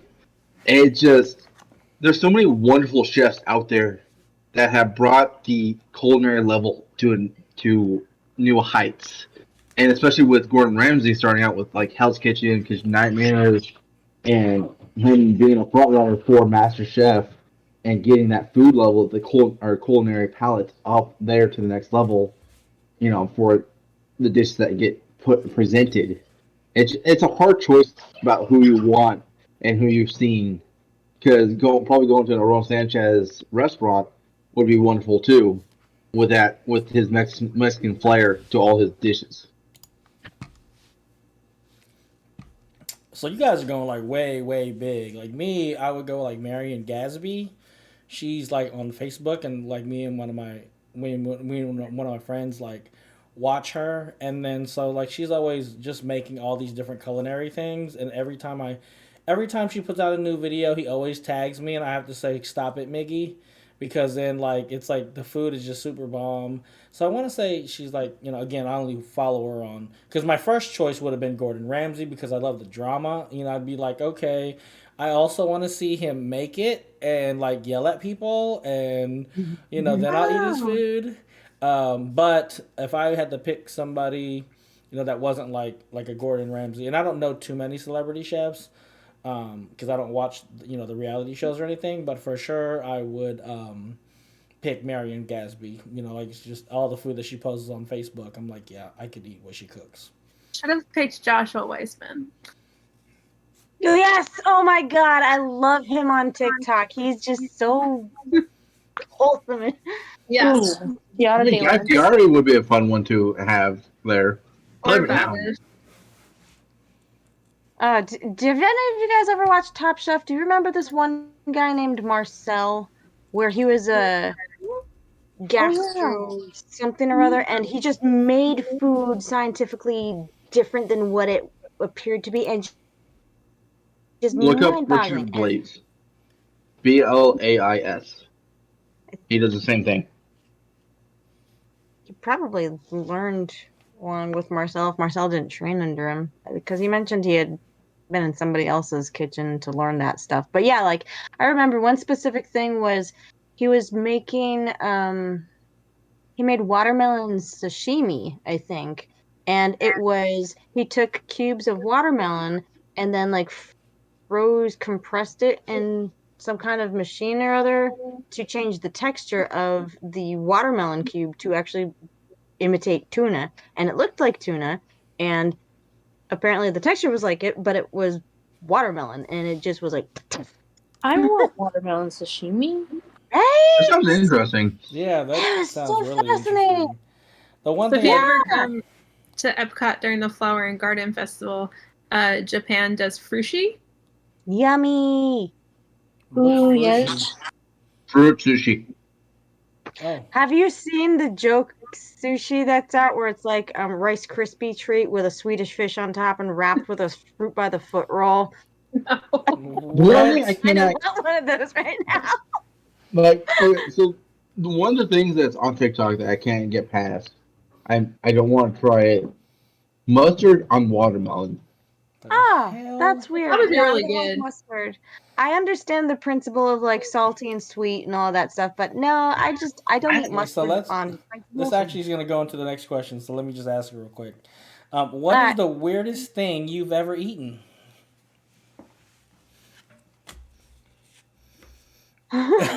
The fact that you guys got to think about it makes me think you guys have eaten Nope. a lot of weird shit. I have one Uh, answer. Well, go What's ahead. your answer? You're ready. Sea urchin. Huh. Yeah, it looks like fucking a tongue. It tastes like a booger, and yeah, I'll never eat that shit. So you ever don't like again. sea urchin? No, like we had a sashimi plate, and it's part of the whole get down or whatever. And out of everything, the sea urchin was I didn't want to, but hey, you know what? When in Rome, you do as the Romans, and but I swallowed it down, and I am not a fan. But I would have to say, for me, that is the weirdest thing I've ever eaten. Level 5 Thai food because I cannot finish it. Especially if you add lemongrass. Lemongrass is powerful. Powerful. What is Very lemon? What is level 5 Thai food? So if you go to an actual Thai restaurant, they'll ask you what your spiciness level on a scale of 1 to 5 is. Oh, okay. The lower you go, the Milder. milder it is. The less spicy Yeah, it is. mild. Yeah. Yeah. Level Fuck 5 is a that. medium, and that was hot. Yeah, fuck that. Like, I mean, I don't I mean- don't ever want to eat anything where I start sweating. Nah, I'm good. It could also Right? been could also been the spicy wings that I got from Mama San when I was at her bar until about 6:30 in the morning. Well, Or that it just could- sounds like a poor life choice on your end. Or it could be the fact that my wife eats mango with Kool-Aid packets and she pickles it that way. Okay. Anybody else got anything weird? The weirdest thing they've eaten? I mean, actual food items, you didn't specify it had to be human food. I mean, if it was when I weird, whatever. when I was younger, we did have horses in our backyard, so I would sample the horse grain. That's not that bad. I mean, it's just It's just grain. grain, right? Yeah. Yeah. It's like sunflower Oh. seeds or something, right? Yeah, like oats and stuff. Yeah. It was Okay. compressed pellets, and it was kind of bland, but it had a nice little bit of salt to it too. So I was just like, okay. Mom's just like, what the fuck are you doing? I'm like, mhm. I mean, if we're doing like that, as a kid, I ate worms. I ate a worm when I was a kid. So Okay. Gross. Elf Dad, hey, Elf Daddy. what you got? Slimy yet satisfying, right? Okay, the weirdest thing was Protein. sour squid jerky. Sour Or squid there was jerky. beef tongue puffs. I like lingua. Beef tongue is actually not bad in a burrito. Beef tongue pus, you said? No, it's like a Cheeto, but without the Oh, cheese. puffs. Puff. Okay. It's- I heard pus and I was really confused. I heard PUS like Sam, and I'm Yeah, me sitting there too. going, I'm sorry. Me too. What? I Puff. know. PUFF. Okay. Yeah, okay, that's fine. That's fine. I want to try cow brains though. I Mm-mm. want to try that. I know. No, No. I'm good. I I'm want to good. try haggis. Yeah. I got one weird. I had pig brains when I was a kid. Interesting. Okay. But I want to try haggis. That's is because good. you're special. That was one of my options of something. I was like, I've had sheep's stomach, I've had haggis. Good haggis is good. I've had beef tongue. Beef tongue is good. I've had bull's testicles. They're fine. Did you have them fried or were they just or what? They were like sautéed in butter, kind of like escargot. So was the haggis? Did it taste like mighty fine ass? Oh my god. I don't know what Mighty Fine Ass tastes Oh like. my god. That is totally a Mass Effect quote. Oh my god. It tasted like ass, but it tasted like mighty fine ass. Oh, Donnelly. Oh my god, you guys. Down in engineering. Oh my god. No, I had good haggis is good, man. And I mean, I've had like a lot of like weird shit. Crickets, I guess. Grasshoppers. So, Well, I've had like- mealworm peanut butter cookies. mm, I remember that. Because Well, I was in an mealworms- entomology class in high school, and then one of the projects we could do for extra credit was make food with bugs in it. So somebody went to the store, got a thing of mealworms, like from the pet store, fried them up, chopped them up, and put them in peanut butter cookies. And they kind of smelled like popcorn and tasted like peanut butter. And anyway. yeah, mealworms they take whatever flavor you put on them. They're not bad. Universal sells crickets and mealworms, so I've I had. didn't like the legs being very pinchy though. The texture was kind of kind of threw it off for sugar you. gliders eat mealworms. I used to have to order a lot. I used to have to order a lot of mealworms for my sugar gliders. Mm-hmm. Yeah, So but yeah, Universal has them. So I've learned that I only like the heads of crickets. The tails get a little weird, but the heads are good. But I think I'm gonna say the weirdest thing that I've ever eaten is raw conch. Yeah. Somebody, I was young, and it was the first piece of sushi that I ever ate. Actually, I think I was like 8 or 9. And somebody free dove off a boat. We were in the Caribbean, and they pulled up a couple conchs, and they were like, pulled the conch out. And I, at that point, never realized that a conch was a sea creature. Thought it was just a shell. So they were like, here, have some. And I was like, okay. Probably the weirdest thing I've eaten. So in a restaurant one time. It was very fresh, though, I'm sure. Oh, absolutely. It was delicious. So in one restaurant, I was kind of in a soccer tournament. It was like they do the weekend tournaments, and I went there one time. One of the restaurants they had kangaroo sliders. I've had I like alligator kangaroos, so before. I don't know if I could have a kangaroo slider. Well, it's just a hamburger, so it was just a hamburger. it so it tastes didn't the really. same. It really didn't have the like. If I had a kangaroo steak, then I might say something different. But As it was I've just had many meat, and they basically all taste. They're either gamey or they're not, and that's pretty much just what they taste like. Yeah. Like rabbit's really good actually because it's a really lean meat. Venison tastes a little gamey depending on where you have it. Elk is really good. Yeah, elk is delicious. But yeah, I mean, I had kudu in South Africa when I was there, and my friends were really upset because they were like, it was on the fucking menu, but we like just saw them. And they're like, how did you just see the kudu and then you can eat the kudu? And I was like, I don't know, it was good. I mean, that's just it's on the menu. I'll try it. That's just like if you you see a wanna try, cow look and out then the you eat window a and see a hamburger. Right, exactly. Ostrich is good. Yeah, ostrich is very good. So Just I've like had chicken. goat sloppy joe before. That was pretty cool. goat is so good. And then Goat baruni, however you pronounce it. It's Barani. Indian. Barani. And then back when I was living at home with my parents, they had game dinners at the American Legion Hall sometimes, and we knew somebody who would bring us some of the stuff back. So I've had bear and raccoon as well. I don't really remember what they tasted like because they were pretty much just slathered in gravy, but it was just like, all right. Bear, I heard you want to eat bear not after hibernation or not before it, but like actually in season because it's too fatty if it's during hibernation. and obviously during hibernation since they essentially plugged their asses with a lot of shit anyway. They haven't had time to expunge anything, so a lot of that, comes back into the meat too, and it makes it bad. Raccoon, I heard, is actually a little trashy, not trashy, but like greasy type of meat. Like you really have to work it to actually get good flavor in there. I'll tell you right, there'll be certain things that I refuse to eat, and raccoon will definitely be on that list. Like I'm. Same with possum. I've heard possum can be a little difficult to cook. Yeah. Babish, actually, I don't know if you know the Binging with Babish YouTube channel. Oh, that's yeah, I love Babish, but he got started, and it's like because he has a lot of different things now because he's huge. But like his main channel and what he got started doing was recreating dishes that are found on television shows, movies, or video games.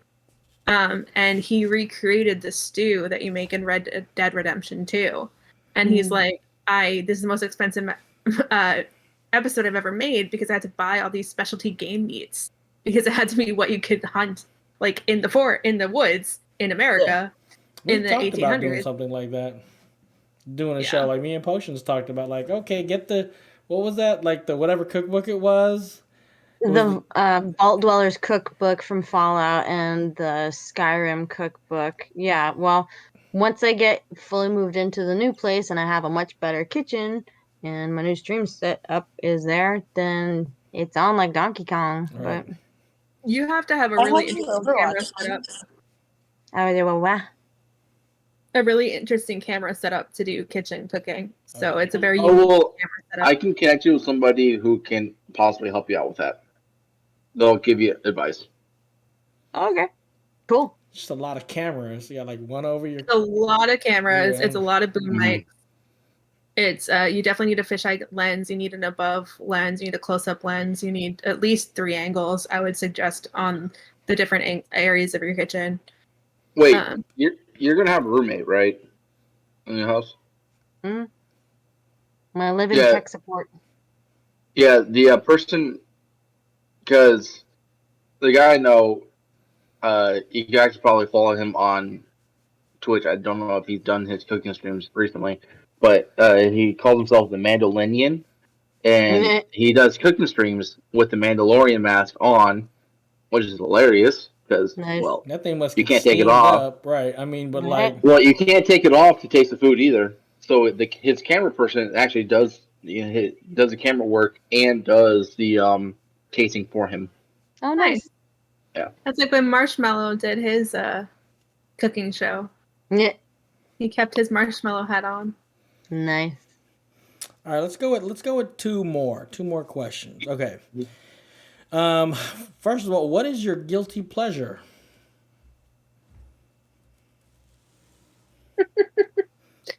Just one? I was gonna say, I'm like, I need to pick one? Yeah, let's go with two, let's go with two. Oh, I guess that's backwards to you guys. Okay. No, we read it. Oh. I love it. Anybody want to start? You. Me. What is my guilty pleasure? Well, okay. I guess I like stationery. So I buy like pens and notepads and like my wife is like, why do you have another one of these? Why you didn't even write in the first one? Why did you buy this one? But I didn't write in them. Right. Over the years, I mean, I've calmed down, but I just love pens. I love paper. A lot of the stuff that like when I organize stuff, I could organize it better with paper. And so going like digital and all that stuff is kind of like throwing me off when it comes to organizing like finances and all that stuff too. But I love stationery, like pencils, pens, like, I got like a $50 pen, just because it writes so well. And, I won't write with certain pens because I think they're trash. So yeah. So what's your favorite style of pen? I like it's called so the ones that I always have on me, they're zebras. They're like the Zebra 107. Those are good too. Yeah, so they're all like those, and the mechanical pencils are also great. Like at my job, we have to fill out a lot of logs, and so where you have to erase stuff too. So I always use a zebra. Yeah, but the zebra pen is something that's like my staple go to. But I like cool ass stationery, and I mean it could be like whatever themed or whatever. But yeah, that's one of my guilty pleasures. I'm gonna say that because I think that's the most obscured one. Yeah, Does when Ashley have her own headset on, or is she trying to wear Mickey ears? I can't tell. so It's hard to- With the neck What a pillow. neck we were pillow. in I know we it's were neck in the pillow, but I don't know store. if she's trying to imitate you with the headphones, or if she's just trying to put Mickey ears on. She's always worn it like that. I don't know what she's trying. I think Mickey ears. I would go with that one more than trying to Then imitate. imitating you. Oh, Sean, I don't know Yeah. if you're on my personal Discord server, but I I just am. linked to a website that I think you might enjoy. Then it's a pen pal website. Like some people actually write real letters, some people do emails, but it's like I figure if you like stationery, that might be something you might be interested in. No, I'll check it out. But I love zebra, especially when I was in the military, because we have our pin pocket. It's always in the pin pocket. Zebras are actually pretty durable. They're more durable than you think. Yeah, they're made of steel. Yeah. So they were the best ones to be in the pocket because then, especially since it's in the pants pocket and you're always walking into shit, especially being maintenance. Yeah, I handwrite my novel, and I can only write with zebra. I literally stopped writing when I ran out of ink in my pen and didn't have an ink replacement yet because I was my boyfriend was like, "You can just write with another pen." I was like, "No, I cannot. I can only write with this pen." If I'm doing quick notes or like filling out a notebook just for myself, personal, not doing anything big like that, Pilot G5 is what I use mostly. Pilots You ever got are great pens yourself too. a Mont Blanc pen, Sean? Yeah, I have one. Ooh. Yeah, I mean those things write so fucking smooth. It's like the ball in that thing's like, Ooh. yeah. My dad So only write with Mont Blanc pens, so he has like 3 or 4. do we need to do a Shadow Pack Square secret Secret Santa where we get SeanFlac a No, feather quill, an actual quill? Yeah, dude, I was wanting to bring that up actually. I think it'd be cool if this year we do like a Shadow Pack Secret Santa kind of thing. Potion's Oh, going we to get her totally can. quill. I'd totally be down. My quills are at my parents' house. No, that's so cool. Oh, I love It's a that. fountain pen with a fountain crow quill. feather. You know what? Potions, luckily you wore pants this episode because you've been up and around your bed, so. And Stealth was trying to convince me that I didn't have to wear pants because you weren't going to see me anyways. Yeah, I know me. I move around. I never said that. I said you could be like Elf Daddy and not have the camera on. Yeah, But you said you like to. he told you You should wear like pants. To be fair, I And don't keep the deprive camera everyone on of this because I don't wear gorgeous beauty. pants. Nah, I'm too vain See? for that. Come on now. See, Elf Daddy doesn't like the camera on because he doesn't wear pants. Right. He knows. He knows what it's like. So. And I'm sorry, we're not doing a hot tub stream where we need the cameras on. Right. Yeah, it's not Shadow Pack After Dark yet. Right. The Wizarding World of Harry Potter has really good quill and ink, actually. And they have wax seals. That's one of the actually expect them to actually have good things for, considering what they're based on. Mm. But it's actually a really good, like you can get a legit ink pot with a metal base, like a heavy metal base, thick glass for the ink, and then you can buy whatever ink to put in it. They have ink there, but I always tell my guests to not get ink there because it's not worth it and it's not special. But then you can get a whole set of like an ink quill that with like different tips, so you can write different thicknesses and stuff. It's pretty legit. Yeah, this came with the ink bottle stuff. What? I'm jelly. I want that. The best I got was I got a Death Note, like an authentic replica, and it came with a quill pen. So I was like, that's cool. But it's Nice. like built like a feather on a big pen. It was like an actual pen. Yeah, those aren't the best. That's kind of annoying, but A You know little what dumb. though? As much as I'm not a big fan of Bic though. You gotta be. They've been in the game for so damn long. You know. Utility wise, or if you, I need to get It's a 101 hand. things. Nice. Like if I need to get 101 thing, just grab big. Just grab the big pack and like, hey, Right. here, just Right here. Right, you need them for the office. You just grab them and throw them out because people are Right. going to steal them anyway. Right. So guilty pleasures. Potions. What you got? Just one. There's a lot. I mean, I would say probably writing fanfic. 100% pure self-indulgent drivel. Okay. Crimson. I got a really funny story about this though. Let's share. Let's hear it. Okay, so I have a really nasty habit of being able to pull things out of my ass for guessing what presents for me are going to be, and most of the time they're right. And this is one of the funny things between me and X, actually, is we had been dating for a few years at this point, and he was just like, you're never going to guess what I got you, because the past few years I had always guessed it. And I'm just like, okay, all right, whatever. And he just kept going, no, it's really good. You're never going to guess it in a million years. And I just went, a crow quill pen. And he went, motherfucker, and like stomped out. And then he came out and tossed the box at me. I was like, and it literally is a crow quill pen. So yes, this is a trophy. Wow. Okay. Had you like discussed it before? Like, how did you know that that's what he was going to get you? Pulled it out of my ass because I was starting to think of the most absurd thing. And yet, apparently it was at Barnes & Noble. the So most he absurd grabbed the thing kit. the most absurd thing that's relatable to PotionsMaster was a crow quill pen. Yeah, I mean, because, like, I have an art degree, and one of the things that I excelled at quite a bit during school was using pen and ink with literal nibs and stuff and dipping it in and whatnot, because, you know, that shit's hard, and I did pretty well at it. So he was trying to get me something special to do it, and that is very much not a drawing quill, but, you know, it's a nice idea. It's a thought that counted, right? Yeah. Yeah. Yeah, and that was one of the singular best presents he ever gave me. So that was just like, yeah. And I'm sorry I ruined the surprise, but not really, because that was fucking awesome. Okay. That's funny. Crimson, what you got for guilty pleasures? You said two, so I will do two because I have two. Okay. The first one is that books are my guilty pleasure. I buy so many books.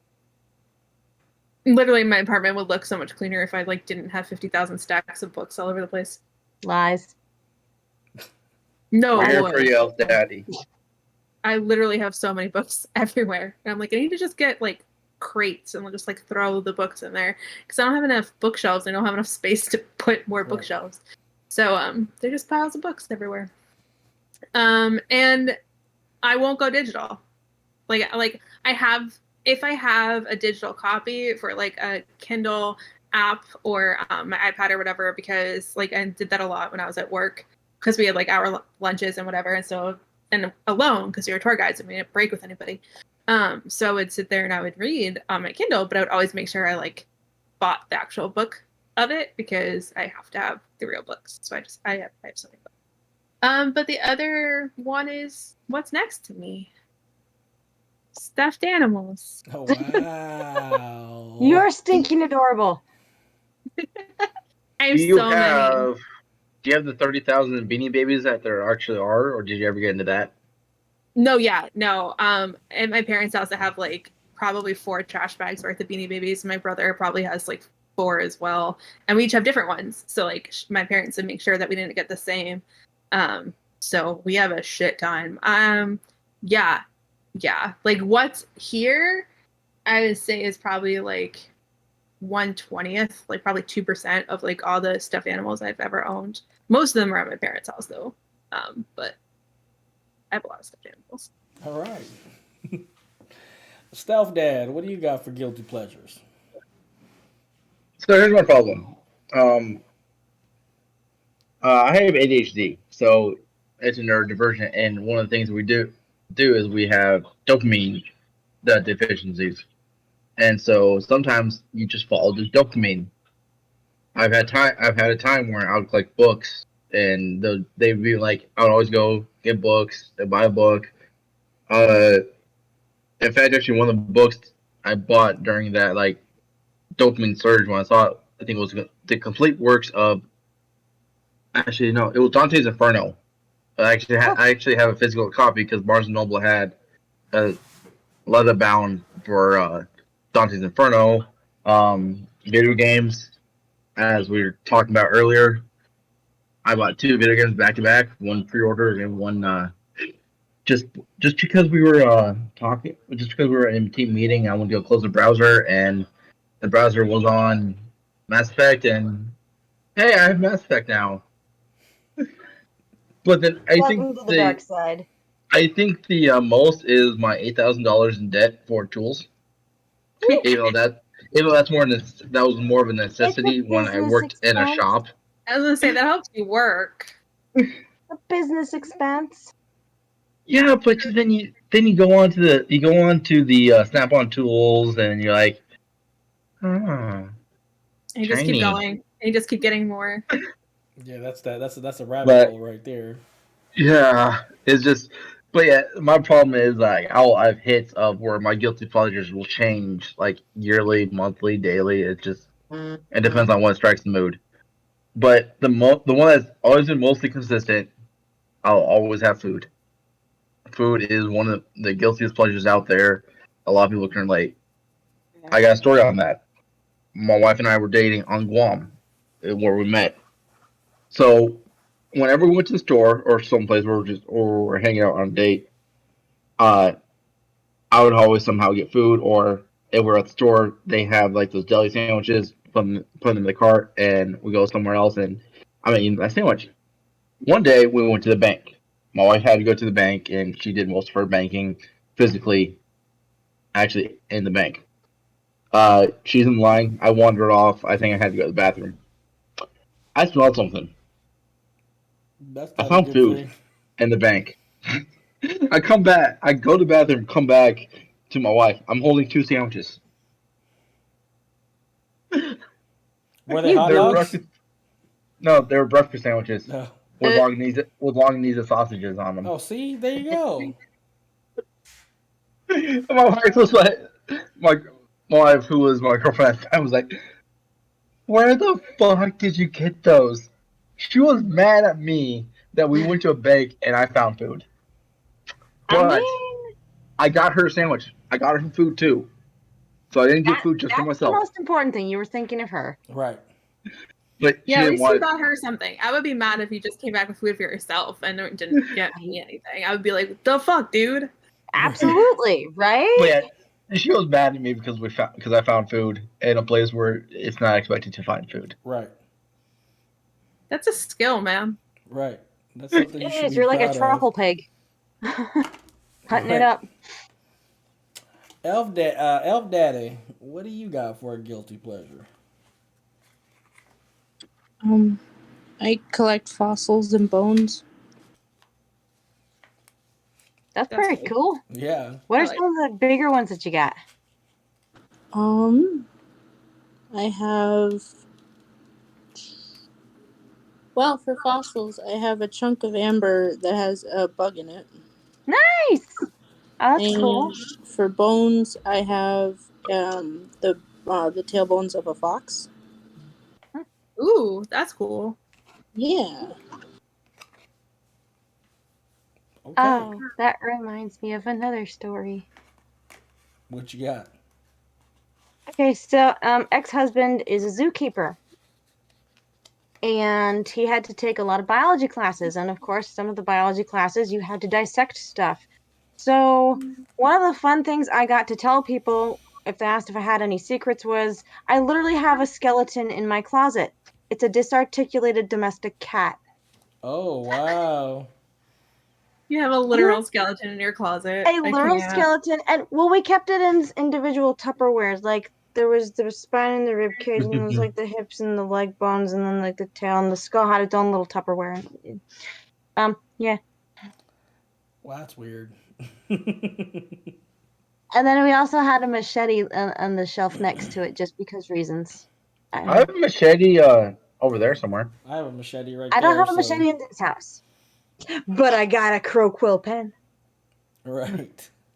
Yeah, but my machete has my name on it. Aren't you a special little snowflake? Yeah. No, mine doesn't have my name. Mine was from the jungles of the Philippines, so it's authentic. Cool. Ooh, That's so cool. Right, so, that's exciting.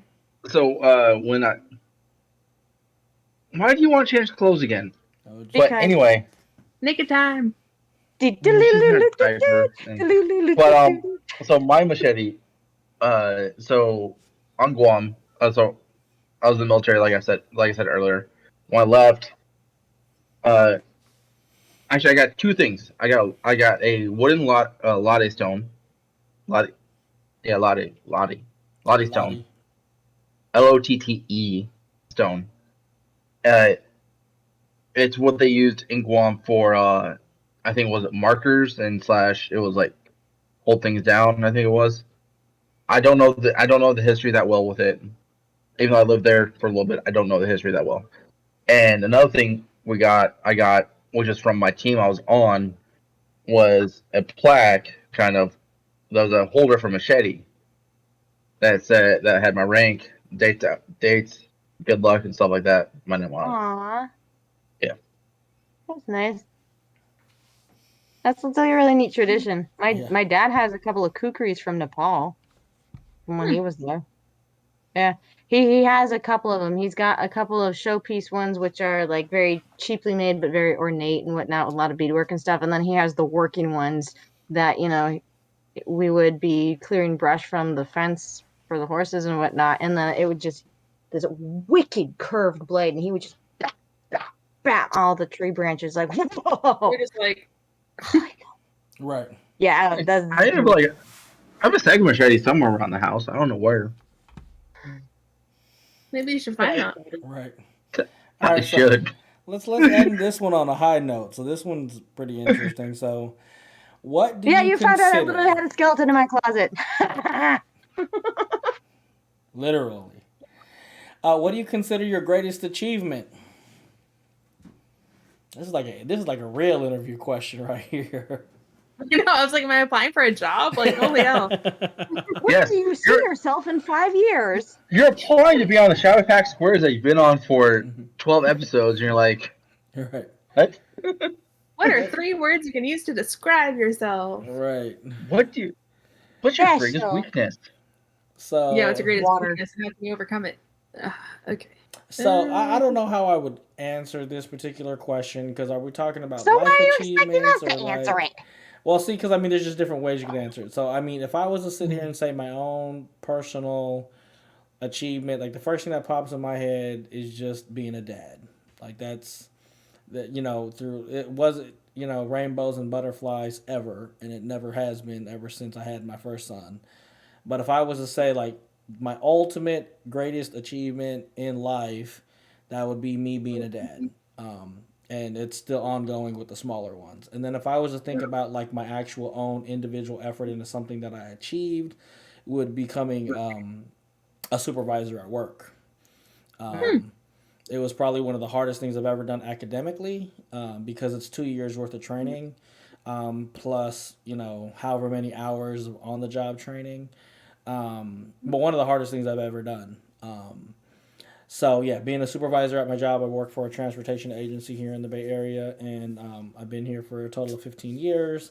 I operated for 7 years, and then I went into supervisor training, which again, if I was to say like diploma, blah, blah, blah, the hardest thing, my greatest achievement would be to have become a supervisor. And then I just recently became, you guys know, certified personal trainer. That's very exciting to me. But if I was to say like the most academically challenging, long-lasting, thing would definitely be. We're getting rated. Go pro. Go Thank you for the raid. Pro. I would have to say, passing my certification for being a supervisor.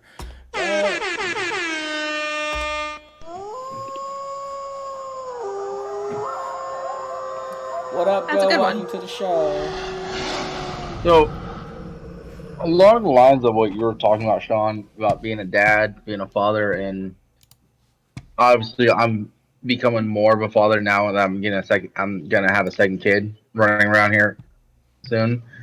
It is one of the greatest achievements is like having that life, having that home life, and uh, on the process of owning a home, aka paying off a mortgage, and getting set up to have a long term stability is on the path to a great achievement and a great achievement in itself. Thinking along those lines, but I want to say personally for me, now others have done more, others have done less, but the contributions that I made while serving in the U.S. military for my short time, my 7 years, would be my greatest achievements that have impacted more than just my life because of the fact of being able to be there and being able to help support why this country became the way that this country is. I'm not talking about I'm not talking politically where we're standing now. I'm talking about what we have, what am I trying to say? Like the way that our ideals are, like the freedom that we want to represent, the freedoms we want, and how we came about. And thank you for your service there, Stell. Mm-hmm. Who's up Elf next? Daddy. Elf Daddy. Elf Daddy. Greatest achievement.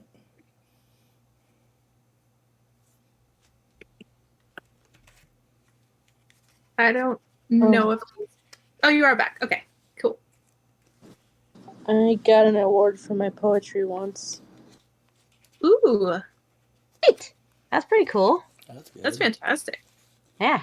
Poetry's hard. It is way beyond me, so good on you, dude, man. That's fantastic.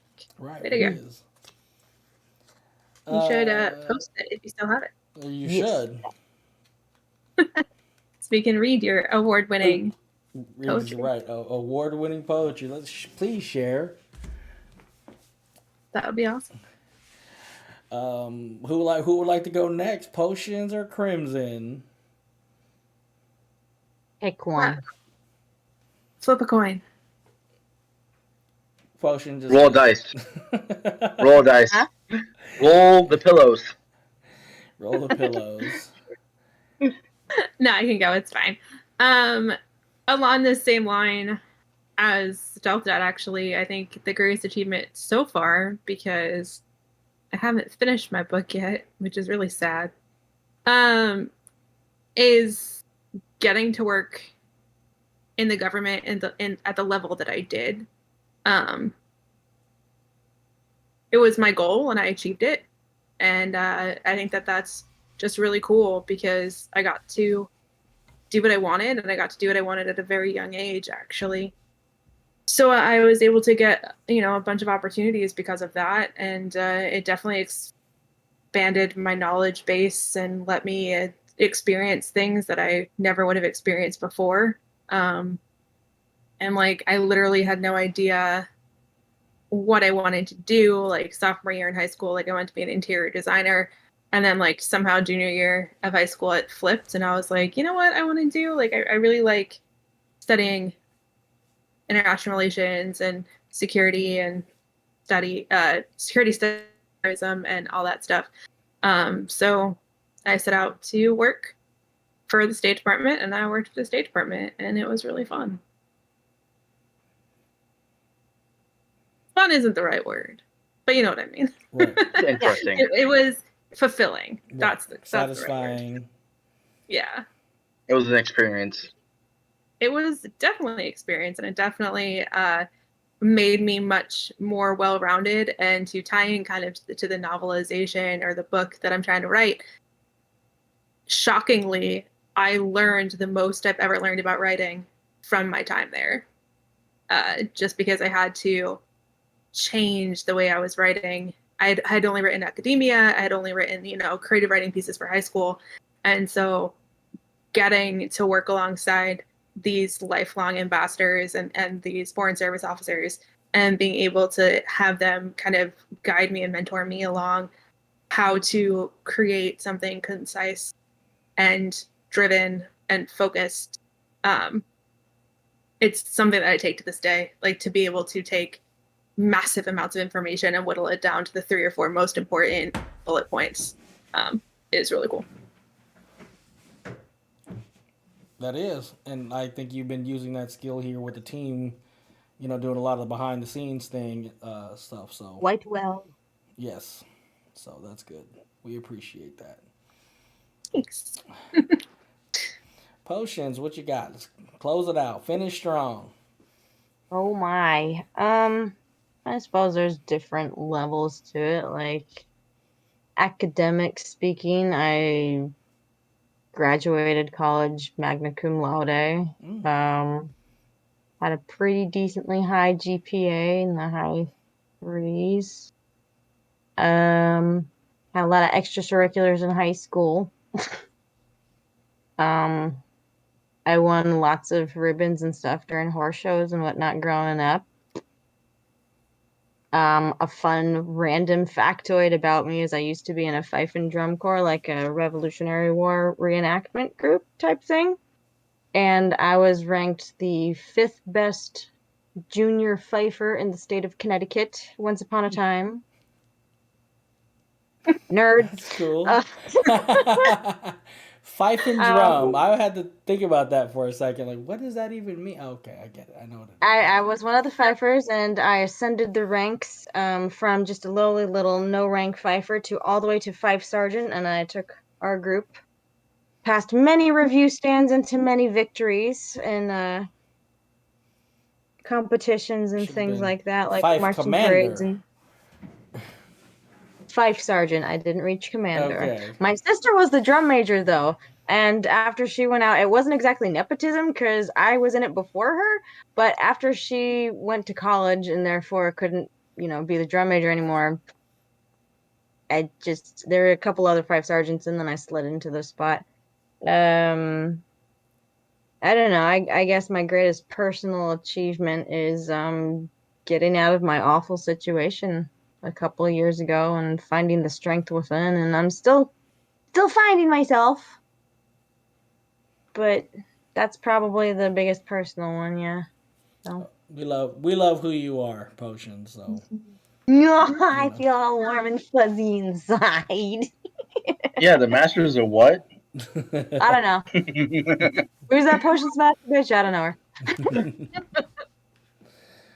All right, She's guys. crazy. We do not associate with somebody like that. Sorry. I know, right? But so here we are, 2 hours and 17 minutes later. Come on, it's not long. But one thing I wanted to say is earlier, I'm not downplaying those who have served less time than I did my 7 years. I know circumstances or you wanted you to do your time done, but all those who have served and those who will ever serve, no matter what you do, no matter your length of time, you will always make a difference. Yeah. That's beautiful sentiment. Yep. So if anybody wanted to add anything before we wrap up the show, this was our Q&A. This was our wrap up for season 2. Heading into season 3. Let's see here. Stealth is next up. He's going to be kicking off season 3. And we kind of already have like our topic. So Stealth, you want to share season 3's first episode with us? So one of the band, this band came about in the early 2000s. Actually, no. About mid 2000s, actually. When they first got started, they didn't start out this way, but later on they became one of the bands known to back first responders, back the military, and it's called Five Finger Death Punch. What we're talking about is A Decade of Decadence, both their compilation albums, Volume 1 and 2. Now, the reason why I chose both that section is it came out because when it came out, they've been a band for 10 years and have 10 years of content to be put out, and so those were the 10. Those are the 33 songs that have defined who they are as a band and what they have done during that time. So stay tuned in for next week. We for sure we're gonna kick off season 3, but we will definitely with the record-breaking episode we had closing out season 2, we could not do our usual recap, so we decided to do a recap episode and a good chance to do like a quick Q&A, like just asking random questions and hanging out. So if you did hang out with us this past or for the last 2 hours here with us, we want to appreciate you. Or if you guys are finding this on YouTube, yeah, we are the Shadow Pack Squares. So, does anybody have anything to add before we shut down the show? I'm gonna take that as a no. So, if you have any questions, comments, or emotional outbursts for the Crimson Shield Scholar, Crimson, where can they find you? You can find me on social media everywhere, essentially as Crimson Shield Scholar. You can find me on Instagram, on Gamerized, on TikTok, on YouTube as Crimson Shield Scholar. You can find me on Twitter as Crimson S Scholar, and once our Discord is open, you can find me there. So yeah, it'll be so good. Sweet. Questions, comments, or emotional outbursts for PotionsMaster, the master of what? Where can they find you? What? It's gonna be a thing now. PotionsMaster says what? What? Anyway, you can find me on. Let me think. Twitch at PotionsMaster66, Twitter PotionsMaster66, Gamerized at PotionsMaster66. Freshly today, like as of 2 hours ago and 20 minutes, because it took me a couple months to actually log on Instagram. I don't have anything posted yet. I have no idea what I'm doing there, much like Twitter. Anyway, you can also find me on Facebook at PotionsMaster66 or Enter the Cauldron. And if you want to screech at me on Discord, find me PotionsMaster, all lowercase, one word, no numbers. Okay. Stealth Dad, if they got any questions, comments, or emotional outbursts for you, where can they find you?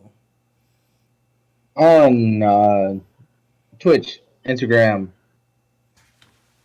Gamerized, and Discord by Stealth Dad 3 instead of an E, and on Twitter Stealth Dad 1.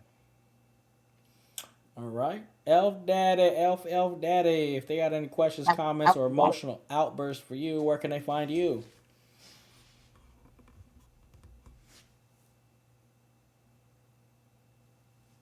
Fenners, get off the cord. Go promotes like Elf Boy. Elf, hello. He doesn't have his list ready. Would anybody like to start off with for Elf Daddy? Yeah, Elf __ TV, right? Elf Dad. Hold on. I almost have a list for him. So Elf Daddy with 2 underscores. Elf _ Daddy at Twitch TV. Yuki Rutherford on Gamerized. Yep. Yuki Rutherford on Facebook.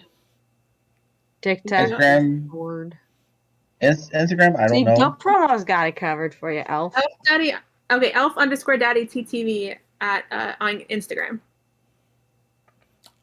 Okay. Oh, Yuki OG1, I think is on his Twitter or OG Yeah, Yuki1. OG1 is Twitter. Elf _ Daddy TTV is Instagram. Elf _ Daddy is Twitch, and I believe Gamerise is. Yes, and Gamerise is Yuki Rutherford. Gamerise is Yuki OG. Yuki. Okay. Yeah. Okay. Yeah. So we got it. We're doing. It's team effort here. We got this.